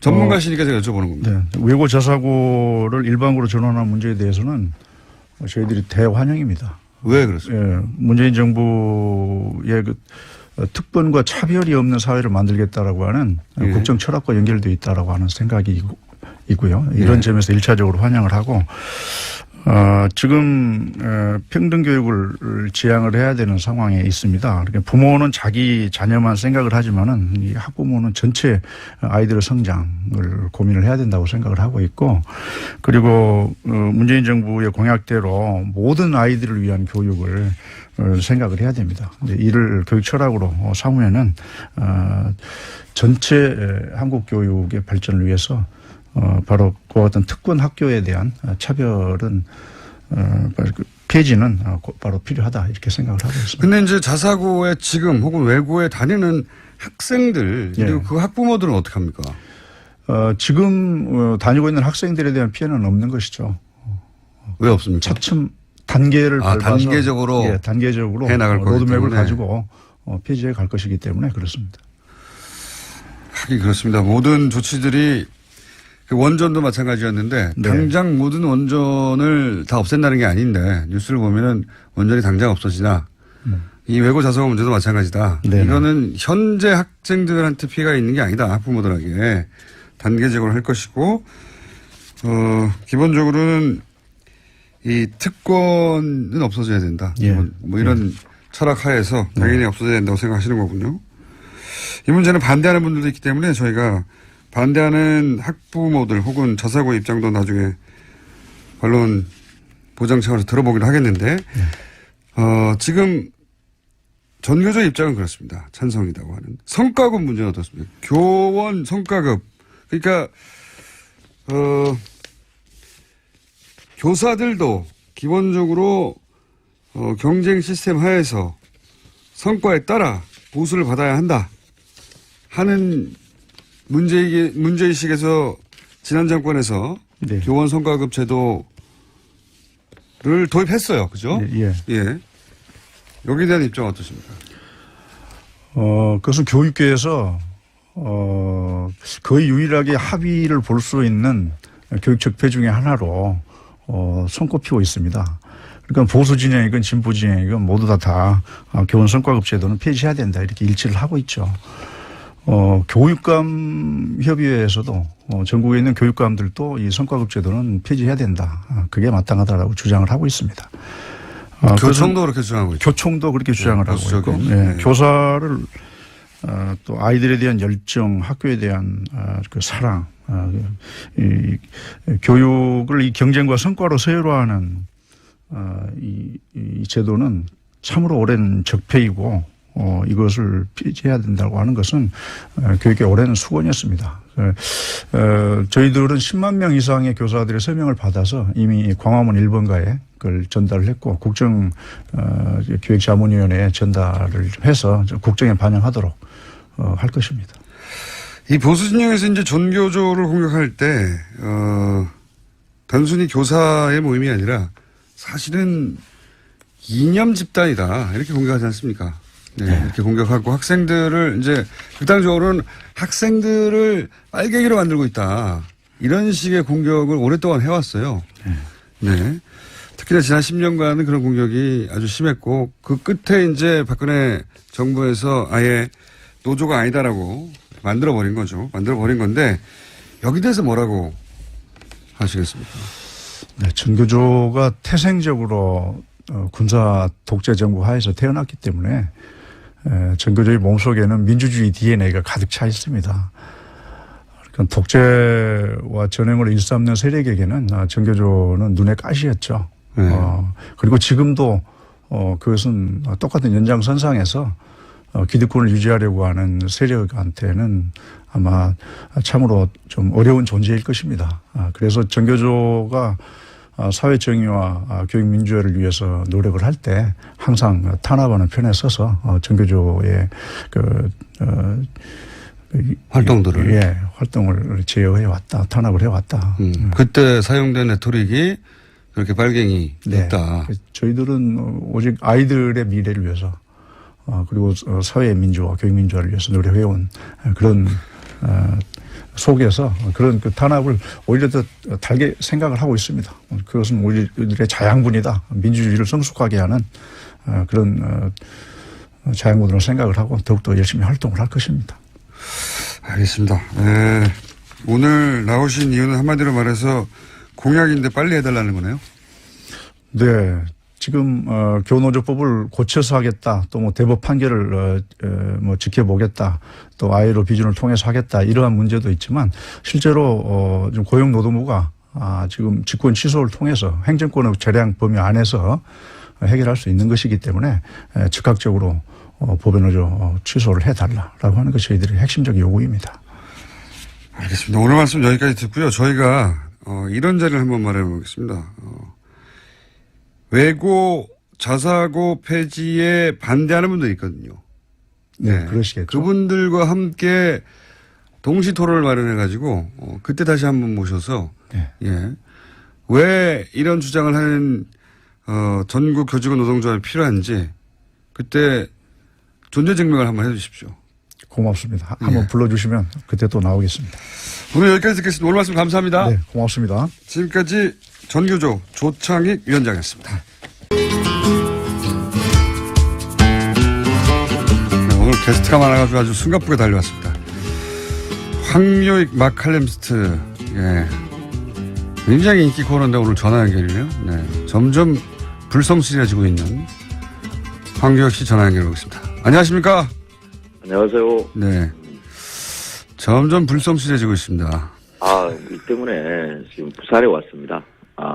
그래서 부산에 지금 해운대 바다 풍경 보면서 지금 하고 있습니다. 거기 좋습니다. 영화제 때문에 가신 거라고. 그 부산 음식 영화제라는 이름으로 어제부터 1월까지 22일부터 25일까지 하거든요. 그래서 제가 또 그 운영위원장이라는 이름을 가지고 있어가지고 뭐 개막식도 해야 되고 뭐 기타 등등 해야 돼서 지금 내려와 있습니다. 지난주에 잠깐 말씀하셨는데 이제 이거 먹으면서 영화 보는 거라면서요? 예. 저녁 낮절에는 그 야외 상영관이 있거든요. 예. 이 부산의 영화의 전당이 놀기에 딱 좋은 그렇게 설계를 해놓더라고요. 그래서 바깥에서 뭐 테이블 이렇게 쭉 펼쳐놔놓고 그 위에 자신들이 좋아할 만한 뭐 먹을 만한 음식들 가져와서 놓고 맥주까지는 가능해요. 맥주까지 가능하면 뭐 안 되는 게 뭡니까? 소주는 안 돼요. 소주는 좀 이렇게 알코올 출사할 수 있으니까. 그럼 알코올 함량에 따라서 안 되고가 있습니까? 네. 와인은 되고 예를 들어서. 그 소주가 조금 이렇게 사람을 이거 욱하게 만드는 게 있잖아요. 그래서 야구장에서도 사실 소주는 좀 금기잖아요. 그러니까 그까지는 소주만 안 되는 거예요? 아니면 알코올 함량에 따라 다르는 거예요? 소주 이상은 안 된다는 거예요. 소주를 기준으로 해서. 자, 희한한 규정입니다. 음식과 술을 즐기면서 영화 보자. 예. 우리 그 영화관이 조금 많이 그런 것을 허용하는 게 만들어졌더라고요. 뭐 맥주 마실 수 있는 영화관도 있고요. 그래서 이제 맥주를 아예 팔죠. 그리고 음식이 바닥에 흘리거나 냄새가 강하지 않은 거, 이런 것들은 이제 그 영화관에서 조금씩 이렇게 허용하는 분위기더라고요. 알겠습니다. 그런 거 하는 게 즐겁죠. 영화하고 음식하고 주제면 영화 개막자가 뭡니까? 모던 타임즈를 개막작으로 했는데요. 그 찰리 채플린의 1936년 흑백 영화죠. 예. 그걸 개막작으로 했습니다. 모던 타임즈는 아마 많은 분들이 짧게 영상들은 많이들 봤을 겁니다. 클립으로 봤죠. 소개할 때, 예. 그죠. 꼭 나오는 장면, 기계 속에 그렇죠. 채플린이 이렇게 말려 들어가서 이렇게 그런 장면은 봤는데 거기 먹는 장면이 많습니까? 거의 음식 영화죠. 그래요? 영화가. 네. 네. 산업사회의 노동자가, 자본이 정해주는 그 음식, 그 시간 안에서 음식을 먹이는, 그걸 비유하는 아주 기발난 그런 장면도 등장하고요. 노동자가 꿈꾸는 일종의 환상의 음식들, 젖소가 와서 금방 젖을 짜고, 포도, 오렌지 같은 것을 그 자리에서 따서 먹고, 두툼한 스테이크를 구워서 접시 위에 놓고 먹고 하는 이런 환상을 이렇게 그려 보여주기도 하고요. 맛있게 음식을 먹는 게 뭔가 하는 그 낡은, 학고방의 그 집에서 앉아서, 사랑하는 사람과 둘이서 먹는 음식이 아무리 그 가난하고 힘들어도 음식이라는 것은 사랑하는 사람과 같이 먹으면 그게 행복할 수 있다는 이런 장면도 연출이 되고요. 그 찰리 채플린이 음식에 대해서 이렇게 집착하는 게 굉장히 강해요. 특히 이 모던 타임스는 현대 노동자에게 음식이란 무엇인가 하는 것을 이렇게 아주 재미나게 그리고 다양하게 이렇게 보여주고 있거든요.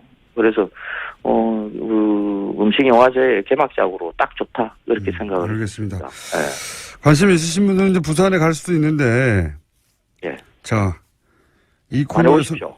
성격에 맞게 부산 가면 꼭 먹어야 하는 음식 3가지만 소개해 주시고, 그러면 시간이 끝날 것 같아요.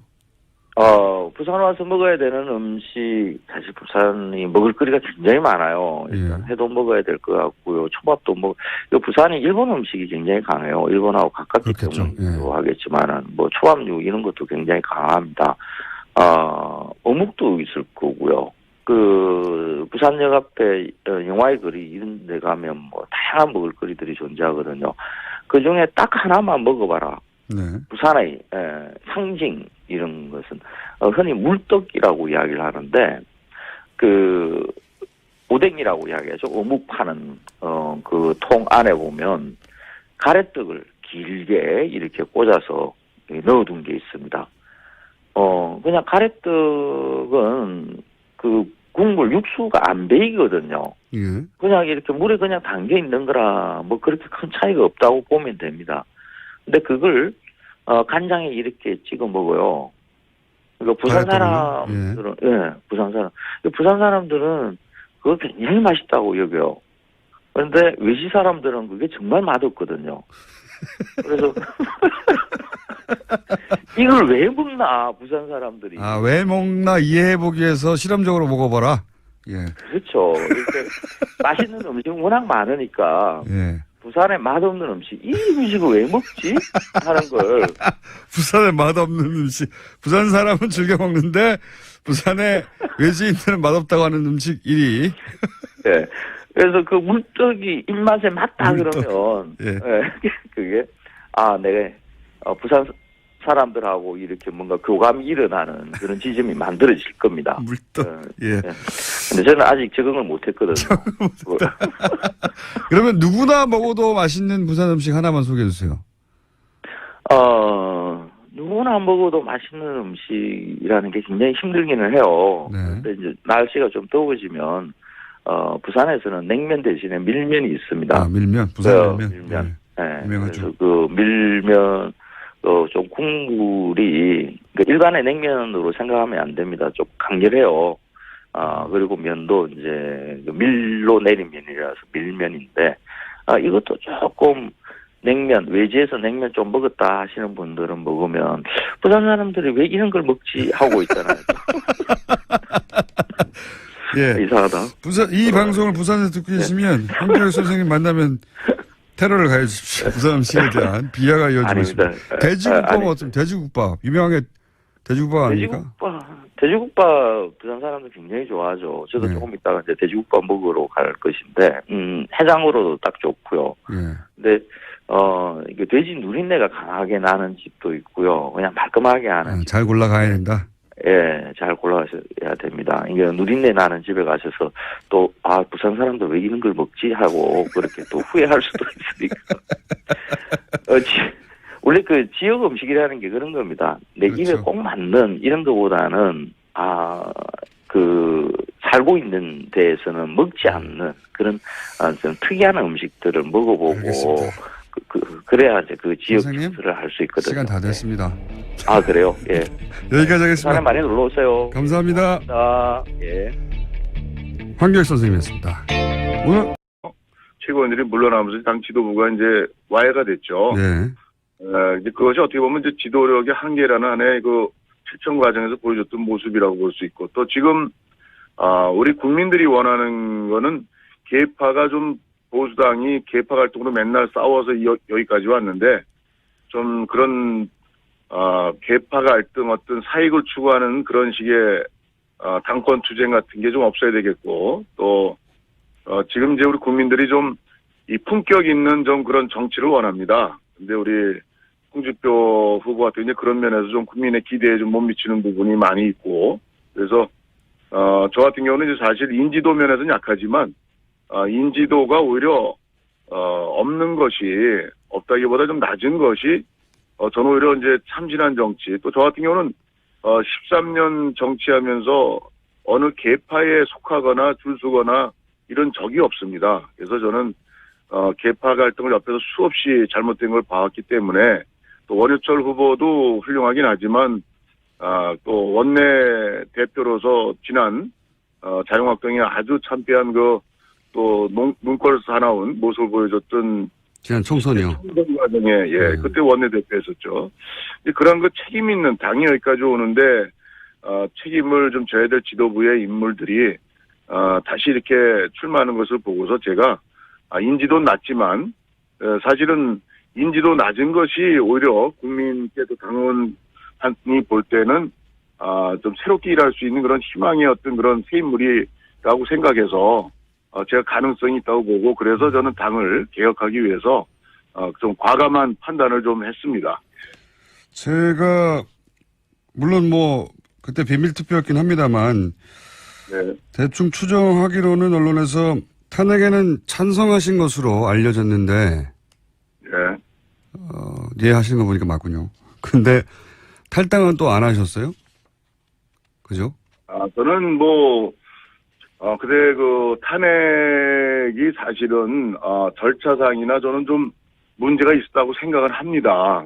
이게 어떤 죄목이나 이런 탄핵 사유가 사실 언론에서 많이 언급이 됐지만, 그것이 사실은 이제 어느 정도가 진실이고 어느 정도가 사실이 아닌지에 대한 명백한 특검에서 그것이 조사가 충분히 조사 들어가기도 전이었죠. 12월 9일이. 그래서 저는 탄핵 자체의 절차상의 문제를 느꼈음에도 불구하고 이것이 당시의 그 사태가 대단히 국정이 나라가 아주 대단히 혼란과 위기를 거듭하고 또 박근혜 전 대통령이 당시에 4월 하야설 그리고 또 조기 대선 언급을 당내 지도부에게 공개적으로 한 건 아닙니다만은 그렇게 해서 우리가 당론을까지 했는데 사실은 그렇게까지 사태가 이좀 차분히 이게 전개되는 상황이 아니고 오히려 국가가 더 굉장히 혼란과 위기를 거듭할 수 있는 이런 상황이기 때문에 오히려 헌법재판소의 오히려 판결을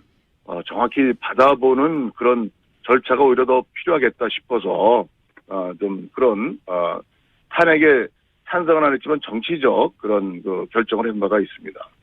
그러시군요. 탈당 문제는 예. 저는 그렇습니다. 이게 당 안에서 쭉 저 같은 경우는 어떻게 보면 친박도 전혀 아니고 권력 주변에 가본 적도 없고 어떻게 보면 의정 활동 또 국회직 활동 지역구 활동 열심히 했던 의원인데 근데 그 당에 어쨌든 공천받고 국회의원을 하고 있고 어쨌든 공동 연대 책임이 있는 입장에서 근데 탈당한다는 거는 뭔가 집에 불이 났는데 불 끌 생각 안 하고 또 책임지는 그런 자세에서 이 좀 나가서 어떤 해결하는 당시에 또 반기문 또 유엔 전 사무총장의 대선 후보로였던 옹립 이런 문제들이 정치적 계산이 깔려 있어가지고 그게 탈당한 그런 계산적 탈당에 대해서 저는 좀 찬성을 안 했고 무너져도 같이 우리 책임지고 당시 이제 새누리당에 그대로 몸을 담고 잘못된 거 있으면 최대한 고쳐야 되는 그런 방향을 가지고 탈당을 당시 안 했습니다. 탈당이 전부라고 생각하지 않았습니다. 알겠습니다. 자, 그러면 이 질문을 좀 드려봐야 되겠습니다. 자유한국당이 문재인 정부 출범 이후에 박수 쳐준 대목이 아무것도 없다는 이미지인데요. 이게 언론에 잘못 알려진 이미지입니까? 아니면 실제 문재인 정부가 잘하는 게 없어서 박수를 쳐주지 않은 건가요? 글쎄, 사실 지금 이제 문재인 정부 출범이 한 40일 이제 됐잖아요. 네, 50일 가까이, 예. 네. 10일이니까, 아니죠. 40일이군요. 예. 네, 40일 됐는데, 사실 바로 이제 인사 문제가 있지 않습니까? 네네. 이건 어떻게 보면, 박수를 치고 싶어도 틈이 없었던 것 같아요. 알겠습니다. 바로 이제 총리 임명 문제서부터 해서, 그 인사 문제가 이제 또 이슈가 되고, 이게 참 어떻게 보면, 과거에는 새 정권 들어서면 서로 그냥 대선 때 싸우고 온갖 걸 했어도, 그래도 몇 달은 조금 가는데, 네. 이렇게 이제 새 정부가 일단 어쨌든 선출이 됐으면, 일할 수 있는 좀 그런 힘은 얻어야 될 거 아니야? 잘못됐든 잘했든. 근데 네. 좀 굉장히 이제 첫 인사부터 이렇게 보이니까, 저로서도 야당이지만, 대단히 좀 안타깝고, 또 저는 한편, 저도 옛날에, 청년 때 야학교사, 노동운동, 학생운동, 감옥도 가고, 다 겪었습니다만은, 어떻게 주변에 그렇게 사람이 없나, 적폐청산하고, 박근혜 MB 정부의 그 역대 또 인사 문제에 대해서, 그렇게 이제 아주 보수 정권의 아주 썩은 부분이다, 부패다, 이렇게까지, 또 당시 야당에서, 민주당에서 공격을 했는데, 또 민주당도 이렇게 사람이 없는가 그렇다면, 이건 어떻게 보면, 당대당의 문제를 넘어서 우리 대한민국이, 정말 이 공직자 또 위에 높은, 소위, 그런, 위에서 일하는 사람들의 이 도덕성이 살아온 어떤 모습이, 이 보통 문제가 있지 않다 이런 데 대해서, 네. 국민들께서도 이런 차제에, 그런 문제 있으시군요. 지지하든 않든 간에, 이런 문제에서는 좀 바로잡고, 그리고 또 문재인 정부도 널리 인재를 구하면 좋은 사람이 있을 거예요. 근데 이게 이제 바로 자기 측근들, 주변 이 코드 이렇게 또 선거 때 공을 세웠거나 이런 가까운 데서 찾다 보니까, 이런 한계들을 노정해서 야당으로서도 이런 문제를 뭐 그냥 또 이렇게 뭐 박수치고 넘어갈 수는 없지 않습니까? 그래서 참 대단히 안타까운 현실입니다. 알겠습니다. 뭐 강경화 장관이 측근이거나 가까운 데 찾은 건 아닌 것 같긴 한데 그런 문제인식은 알겠고요. 예. 그러면 본인이 당대표가 되면 이 대외관계는 어떤 변화가 있을 예정입니까? 글쎄, 이건 뭐 일방으로 변화가 뭐 온다고 보기는 어렵고요. 우선은 이제 국정을 운영하고 또 현재로서 어쨌든 간에 제1당이죠. 민주당이. 그래서 이게 집권 정부와 여당이 우선 좀, 빨리 어떤 욕심껏 일을 처리하려고 하는 그런 무리한, 그런 일을 하다 보면 또 국회가 걸리적거리고 어떻게 보면 또 야당이 아주 걸리적거린 존재가 되고 이런 인식을 가지고서는 뭐 여야 어떤 대립은 종식되기가 어렵고 또 발전적 관계를 맺기가 어렵다고 생각하고 좀 문재인 대통령서부터 여당 정부가 좀 느리더라도 이 기회에 좀 뭔가 우리나라가 좀 이 법치 또 국회와 정부의 어떤 협력 관계 이런 모델을 좀 잘 만들어 나가면 다음에 어떤 정권이 들어서더라도 우리나라에 좋은 그런 정치 발전이라는 큰 그런 기초를 놓을 수 있겠다 생각해서 칼자루는 결국 정부 여당이 지고 있고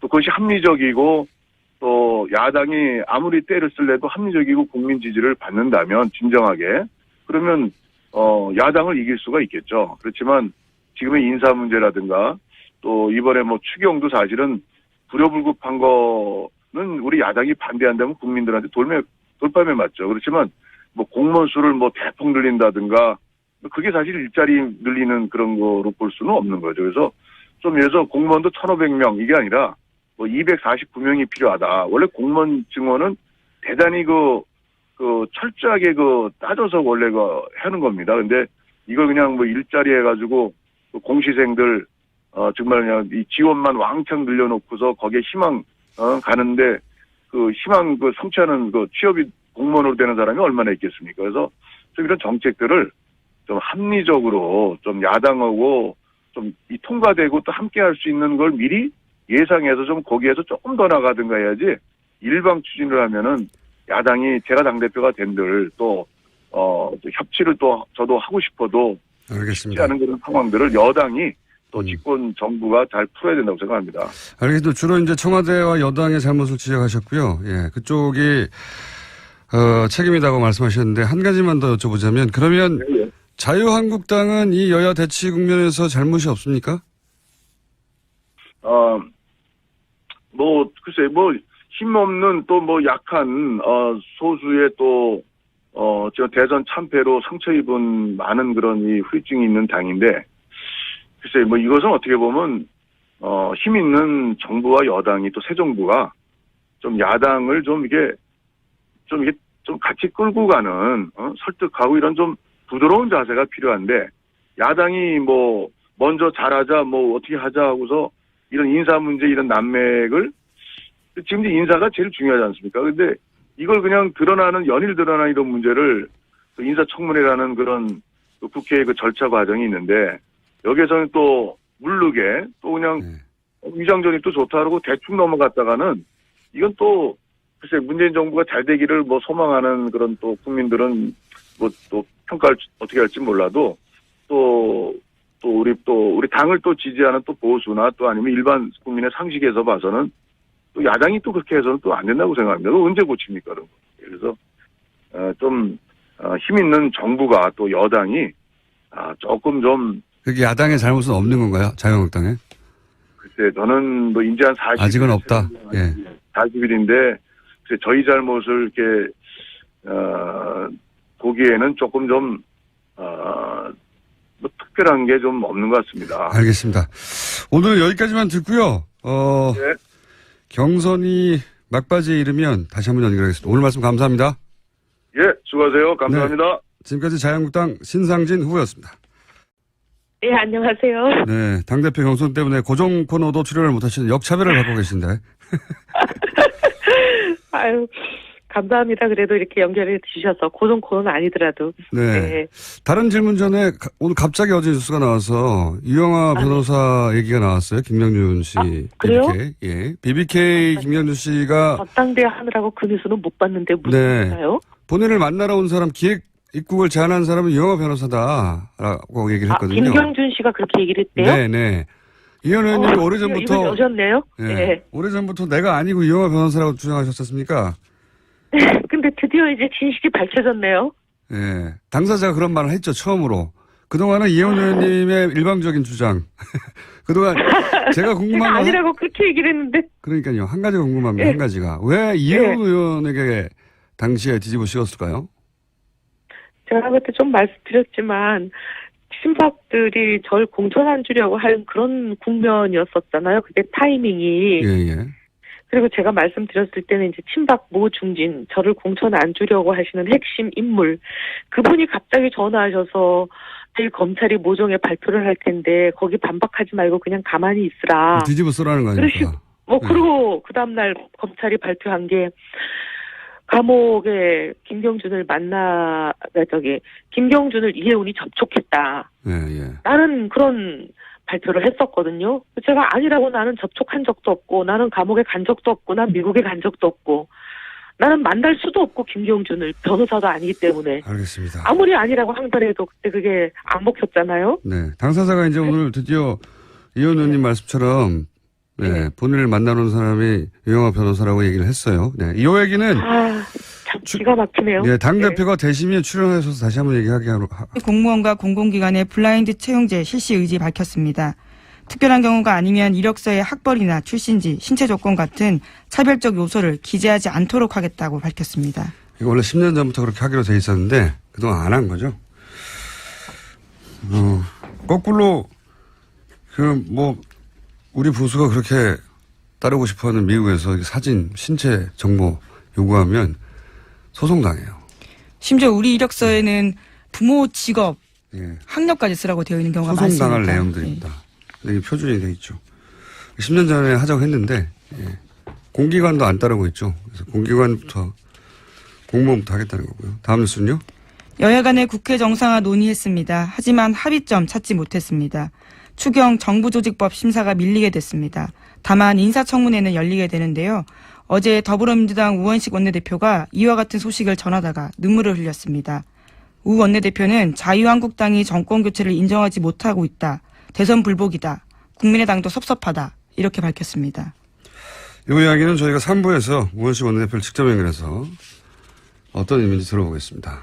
자, 오늘 게스트가 많거든요. 다음 뉴스는요. 네, 정유라 씨나 최순실 씨 소유로 된 독일 재산이 없다고 TV조선이 보도했습니다. 현금화해서 모두 썼거나 다른 사람 명의로 바꿨다라는 건데요. 검찰은 정 씨가 소진한 돈이 삼성에서 받은 돈 등 불법으로 세탁한 돈일 가능성이 높다고 판단하고 있습니다. 그렇기 때문에 찾기 어렵다라는 고충도 토로하고 있습니다. 이게 저는 영장 기각이 계속해서 대단히 아쉬운 것이, 그리고 문제가 있다고 생각하는 것이, 예를 들어서 비싼 말과 함께 계속 이동했거든요. 엄청 돈이 나갔겠죠. 네, 그러면서도 몰래 그 주택을 구해서 숨어 다녔잖아요. 네, 돈도 계속 쓰고, 그리고 변호사비는요. 현지에서 그 기간이면 억대로 썼을 거예요. 1억 2억 수준이 아니라. 네, 실제로 10억 이상 썼다라고 추산된다고 합니다. 그리고 현재 정유라 씨 명의로 된 재산이 아무것도 없고, 그랬다는 얘기는 돈을 현금으로 다 바꿨거나 다른 사람 명의로 바꿨거나 이런 거잖아요. 그러니까 눈앞에서 재산 은닉을 하고 있는데, 그래서 사실은 정유라 씨를 구속해서 수사할 충분한 시급한 사안들이 있는데, 이건 페이퍼상의 정말 논리라고 봅니다. 재청구해야 된다고 보는데 과연 재청구해서 될지 모르겠어요. 지금 같은 상황에서는. 그 속에 이유가 있다고 저는 개인적으로 생각하는데. 자, 다음 뉴스는요. 정유라 씨가 해외 도피 중에 지인들한테 쓴 편지 내용 또 나왔습니다. 이번에는 최순실 씨 비서 안모 씨에게 쓴 편지 내용입니다. 법률 용어를 동원해서 변론 대책까지 지시했는데요. 특검이 편파 수사를 한다는 주장을 해야 한다. 특검 목적은 박근혜 대통령 탄핵임을 밝혀서 수사가 무죄 추정 원칙을 벗어난 것이라고 해야 한다라는 내용 등이 쓰여 있다고 합니다. 그러니까 어릴숙한 연기했는데 아니었어요. 예, 지금 대응하는 걸로 봐도 그렇고. 다시 한번 구속 수사의 필요성이 있다. 저는 생각합니다. 자, 다음 뉴스는요. 네, 어제도 박근혜 전 대통령과 최순실 씨의 뇌물재판 열렸습니다. 관련해서 최순실 씨가 재판을 받던 중에 변호인의 휴대전화를 작동하다가 들켰습니다. 검찰이 강하게 문제 제기하면서 재판장도 최 씨에게 경고했습니다. 변호인의 전화로 외부와 메시지를 하고 있다는 의혹인 거죠? 네, 이번만이 처음이 아니고요. 지난번에도 있었다라고 검찰이 문제 제기했습니다. 재판정에서도 이러고 있으니까요. 재판정이 아닌 곳에서는 항상 해왔다는 합리적 의심을 가질만 하죠. 자, 다음 수는요. 최태원 SK그룹 회장이 박근혜 전 대통령 재판에 증인으로 어제 참석했습니다. 대통령과의 독대 당시에 최 회장은 동생의 가석방을 언급했고 박근혜 전 대통령은 SK의 출연 금액을 직접 확인했다고 진술했습니다. 대통령이 직접 돈 얘기하기 쉽지 않은데 얼마 내느냐는 거 물어봤다는 거 아닙니까? 네, 안정보험 전 수석 불러서 직접 금액 확인하고 감사한다라는 이야기까지 했다고 합니다. 관련 조사 나올 때마다 웃음이 나와요. 예. 최태원 회장이 직접 진술한 부분입니다. 그러니까 독대니까 둘밖에 모르는 얘기인데 그동안은 안종범 실록에 의해서만 간접적으로 전해지다가 당사자가 나와서 돈 얼마 내느냐 물어봤다. 예. 재밌는 뉴스입니다. 네. 그래놓고 자기는 전혀 국가를 위해서 한 일이고, 예. 돈이 어떻게 오가는지는 몰랐고, 요구한 적도 없다고. 다음 수는요? 네, BBK 사건의 김정균 씨가 자신의 트위터에 쓴 글이 눈길을 끌고 있습니다. 어제 올린 글인데요. 2007년 대선 직전 박근혜 전 대통령의 변호인인 유영하 변호사가 자신에게 기획 입국을 제안했다고 주장했습니다. 이런 김 씨의 주장에 대해서 유영하 변호사는 트위터 내용을 보지 못했다면서 상식적으로 판단해보라고 말했다고 하고요. 검찰은 공식 입장을 내고 김 씨의 주장은 과거 수사와 판결을 통해서 허위로 판명된 내용이라고 반박했습니다. 이게 무슨 진실 공방처럼 보도가 됐는데 새로운 게 아니에요. 이미 진작에 이혜원 의원이 마침 그러고 보니까 이혜원 의원 인터뷰도 하네요. 당대표 후보로. 주장이 맞던 거예요. 예. 당사자가 김경준 씨가 자기를 보러 온 사람이 누구라고 말한 거 아닙니까? 당사자가. 그렇죠. 2007년 당시에. 예. 이혜원 의원도 진작부터 주장을 했었고요. 근데 여기에 대해서 유영하 변호사 상식적으로 판단해보라고 하는데 뭘 상식적으로 판단해보라는 건지 모르겠는데 이걸 진실 공방인 것처럼 몰고 가면 이건 물타기입니다. 이게 기사가 되려면 왜 당시에는 유영하 변호사 대신에 이혜원 의원이 뒤집어 썼는가. 그리고 이혜원 의원한테 크로스 체크를 해야지 규정에 맞는 기사인 거죠. 예. 검찰 주장을 고스란히 똑같은 무게로 실을 게 아니라. 예. 이유가 뭘까? 이혜원 의원에게 잠시 물어보기로 하고요. 예. 오늘 여기까지입니까? 네. 자, 오늘은 미니 인터뷰가 또 하나 있어가지고 여기까지 하겠습니다. 시사인의 김은지였습니다. 감사합니다. 저희가 미니 인터뷰를 짧게 잡았는데 전국 판사들이 대법원장 사퇴를 요구했는데 이게 30년 만의 일이라고 합니다. 어떻게 된 일인지 이정열 전 부장판사 잠시 연결해 보겠습니다. 안녕하세요, 판사님. 네, 안녕하세요. 네, 요즘 자주 연결합니다.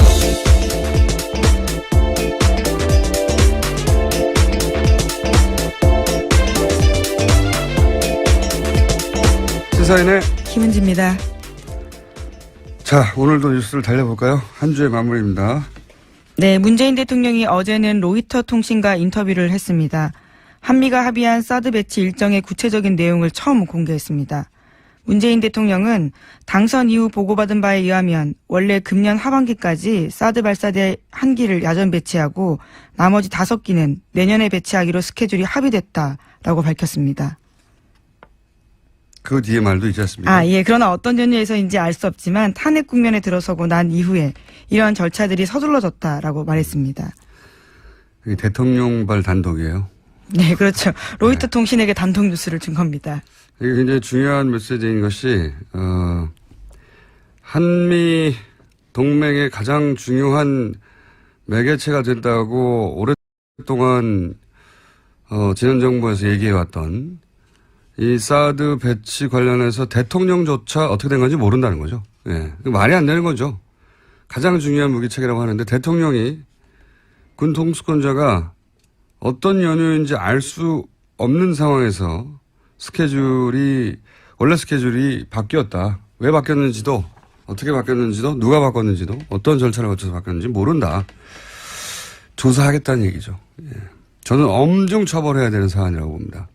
아무런 기록도 남기지 않았다는 얘기고요. 예. 그래 놓고 뭐 한미동맹이 중요하다는 얘기 백날 하면 무슨 소용입니까? 대통령도 모르는 사안인데. 자, 그런 단독이 하나 나왔고요. 다음 뉴스는요? 네, 또 연이어서 어제 로이터 통신과 인터뷰에서 눈길을 끄는 부분이 있습니다. 중국의 역할론도 강조했습니다. 문재인 대통령은 중국의 도움 없이는 대북 제재가 성과를 거둘 수 없다면서 북핵 프로그램 통제에서 중국이 더 큰 역할을 해야 한다고 기대한다고 밝혔습니다. 또 다음 달 열리는 G20 정상회의 때 시진핑 중국 국가주석을 만나서 사드 배치 이후에 중국이 취한 보복 조치를 철회하도록 요청하겠다고 말했습니다. 최근 중국에서 어젠가요? 그저께인가요? 네. 최근 이제 한미 간 오간 보도 내용 관련해서 환영 메시지가 나오기도 했죠. 유화적인 제스처를 좀 취하겠다는, 우리가 좀 취할 테니 당신들도 좀 취해라, 뭐 이런 얘기겠죠. 네. 어제 요즘 외신과 계속 인터뷰 중이네요. 예. 네, 한미 정상회담 앞두고 외신을 연차 인터뷰하고 있는 중입니다. 문재인 대통령이요. 다음 뉴스는요? 어제 강경화 외교부 장관은 렉스 틸러슨 미 국무장관과 처음 통화했습니다. 틸러슨 장관은 사드 부지 환경 영향 평가 등 국내법적 절차에 대해서 한국 내 민주적 절차를 존중한다라고 밝혔습니다. 강 장관이 사드 배치 결정 과정에 대한 문재인 정부의 재검토 작업을 설명하고 이해를 구하는 데서 나온 대답이었습니다. 이게 이제 문재인 특보가 한국이 이 절차를 밟아야 한다고 했더니 그 자리에 있던 마이클 그린 계속 며칠째 나오고 있습니다. 네, 그러니 빨리 해야 된다. 특례 만들어서 신속하게 해야 된다. 이런 걸 토대로 뭐 한미 동맹이 위태롭다는 호들갑을 떨었잖아요. 네. 그런데 이제 국무장관이 존중한다고, 예. 이 국무장관이 한미 동맹을 깨고 있는 거죠. 그 호들갑을 떨던 시각에서 보자면. 예. 말이 안 되는 거였는데 제가 3일째 이 얘기를 하지 않을 수가 없네요. 이 마이클 그린이 소속된 싱크탱크 소속된 사람들 발로 우리 워싱턴 주재 기자들이 인터뷰해서 멘트를 굉장히 많이 땁니다. 근데 CSIS 같은 경우는 이제 가장 유명한 곳인데 여기 가장 큰 돈줄이 일본의 사사가와 재단이에요. 우리나라에서는 안 유명한데 이 싱크탱크 사이에서 굉장히 유명하죠. 돈 많이 되는 걸로. 이 사사가와 재단은 사사가와라는 정치인이 극우 파시스트예요. 예. 자기가 실제 그렇게 얘기했어요. 내가 세계에서 제일 돈 많은 파시스트라고. 네. 예, 무솔리니 추종하고. 예. 거기서 돈을 댑니다. 이 싱크탱크가. 싱크탱크가 무슨 고고한 학술단체가 아니에요. 이제 지적 용병이라고 할까요? 예. 지적 용병이 된 지 오래입니다. 괜히 워싱턴 이런 싱크탱크가 친일본 성향을 띈 게 아니고, 그리고 이 싱크탱크 워싱턴 정가에 또 영향을 일정 정도 준단 말이죠. 그래서 괜히 방금 전에 나왔던 이 틸러슨이 일본 방문해서 일본이 미국에게 가장 중요한 동맹이다 말을 한 게 아니죠. 그러면서 곁가지로 한국은 그 파트너 중에 하나란 말. 괜히 나온 말이 아니에요. 예. 우리나라에서 우리 보수가 우리끼리 그냥 우리나라에 앉아서 한미동맹 가장 중요하다 이런 말 하고 있는 건 정말 웃긴 얘기입니다. 사실. 그 현장에서는 이런 포럼에서는 혹은 싱크탱크는 일본의 영향력 아래에 들어간 지 오래됐어요. 예. 사사가와 재단 한번 찾아보세요. 그런 일본 영향력에 바이어스 걸린 사람들 멘트를 따서 문재인 정부가 한미동맹을 위태롭다라고 하는 거는 웃긴 이야기입니다. 왜냐하면 이런 포럼에 가면 한국 관련 나오면 일본 시각이 고스란히 그 주류 시각처럼 전해져요. 그 일본 시각 예를 들어서 한국은 미국보다 중국에 더 가까워지고 있고 최근에. 그래서 미국이 덜 중요하고 이런 얘기가 나옵니다. 다음에 자세히 한번 다루죠. 예. 다음 순요. 네, 한미가 연합군사훈련을 중단하면 북한도 핵과 미사일 실험을 중단할 수 있다고 계영춘 인도 주재 북한 대사가 밝혔습니다. 인도. 계대사는 리수용 외무상 측근으로 알려진 인사입니다. 또 한미 정상회담을 일주일 앞둔 시점에 나온 발언이어서 주목됩니다. 이게 이제 문정인 특보 발언, 미국 발언, 북한 발언이 한 궤를 이루고 있어요. 그러니까 한미, 북미 채널이 돌아가고 있다는 뜻이고 문정인 특보 발언은 사실은 이렇게 지나고 보면 아무런 문제가 없는 발언이었어요. 예. 아무런 문제가 없는. 그래서 박지원 국민의당 전 대표가 시기와 내용도 문제가 없다라는 식의 이야기를 했었죠. 이런 뉴스를 보고 종합한 거죠. 네. 그러니까 그 호들갑은 무지했거나 의도적이었거나 둘 중에 하나입니다. 다음 뉴스는요? 문재인 대통령은 올해 하반기 입니다. 네. 네, 그렇습니다. 이게 이제 아주 긴 사연인데 오늘은 간단하게 무슨 일인지만 짚어보겠습니다. 제가 아는 요약본을 말씀드리면 국제인권법연구회가 있는데 다소 진보적인 의제를 다루는 연구하는 곳인데 공부하는 곳인데 양승태 대법원장 하에서 이 연구회 활동을 제약하려는 의혹이 있었고 그런데 알고 보니까 관련해서 블랙리스트가 있다는 의혹도 동시에 또 제기가 됐습니다. 후에. 그래서 법관들이 모여서 둘 다 의혹이 아니고요. 둘 다 사실일 거예요. 네. 예. 사실이라고 생각하시는 것이고 사실이라고 볼 만한 정황도 여러 가지 있었죠. 그래서 이제 법관들이 모여서 의결을 했어요. 그렇죠? 그리고 이제 게시판도 열렸습니다. 익명 게시판이. 거기서 이런 요구들이 나온 거죠. 대법원장 왜 아무런 얘기가 없냐. 우리가 모여가지고 이 문제를 제기했는데 블랙리스트 관련해서 대법원장 반응이 없다. 사퇴하라. 이렇게 된 거죠. 네, 그렇죠. 이게 요약본인 거죠. 예.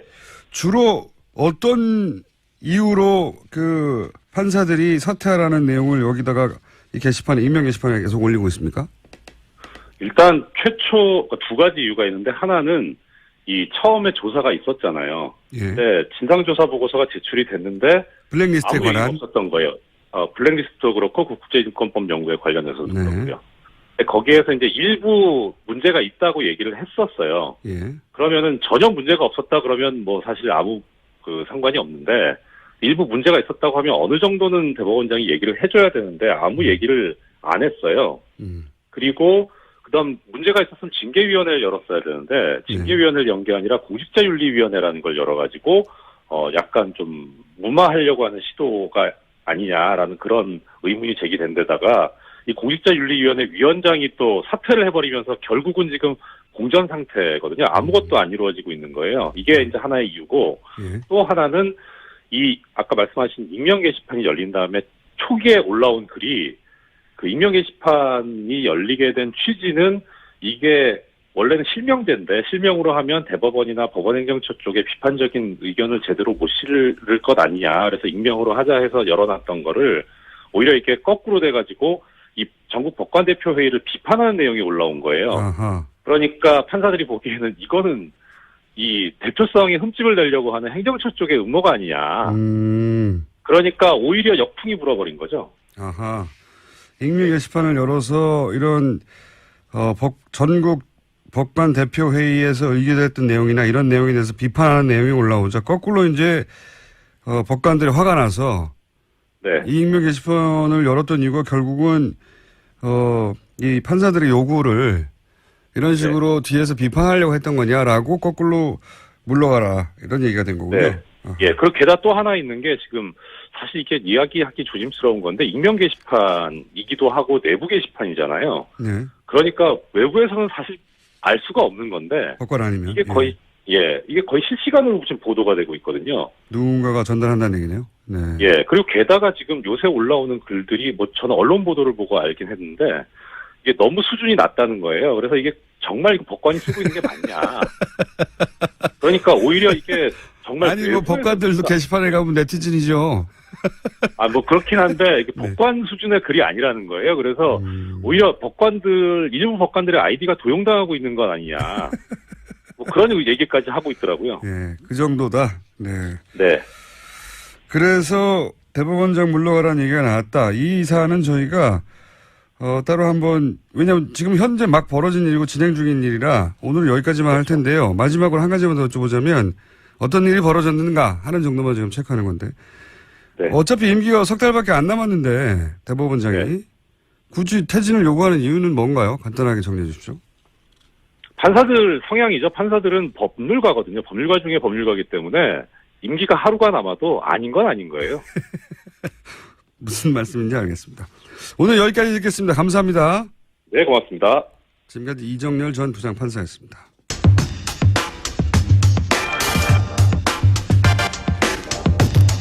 자유한국당 당대표 경선이 홍준표 후보가 TV토론을 거부하면서 그 갈등이 격화되고 있는데요. 자유한국당 대표 경선에 신상진 후보 전화 연결되어 있습니다. 안녕하세요, 의원님. 예, 수고하십니다. 안녕하세요. 네. 우선 간단한 출마의 변부터 왜 본인이 당대표가 되어야 하는지 말씀 주십시오. 예, 저희 지금 자유한국당이 지난 탄핵 사태 또 대선 참패 겪으면서 아주 지금 괴멸의 위기까지 지금 와 있습니다.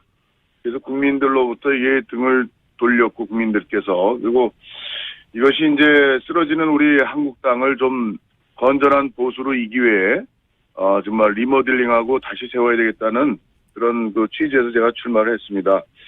그동안 우리 보수 우리 한국당이 과거 지도부의 인물로는 우리 시대 변화에 또 민심에 따라서 당을 바로 세우기가 힘들다 이런 판단에서 제가 감히 나섰습니다. 예, 그리고 저는 성남시 중원구 지역구인데요.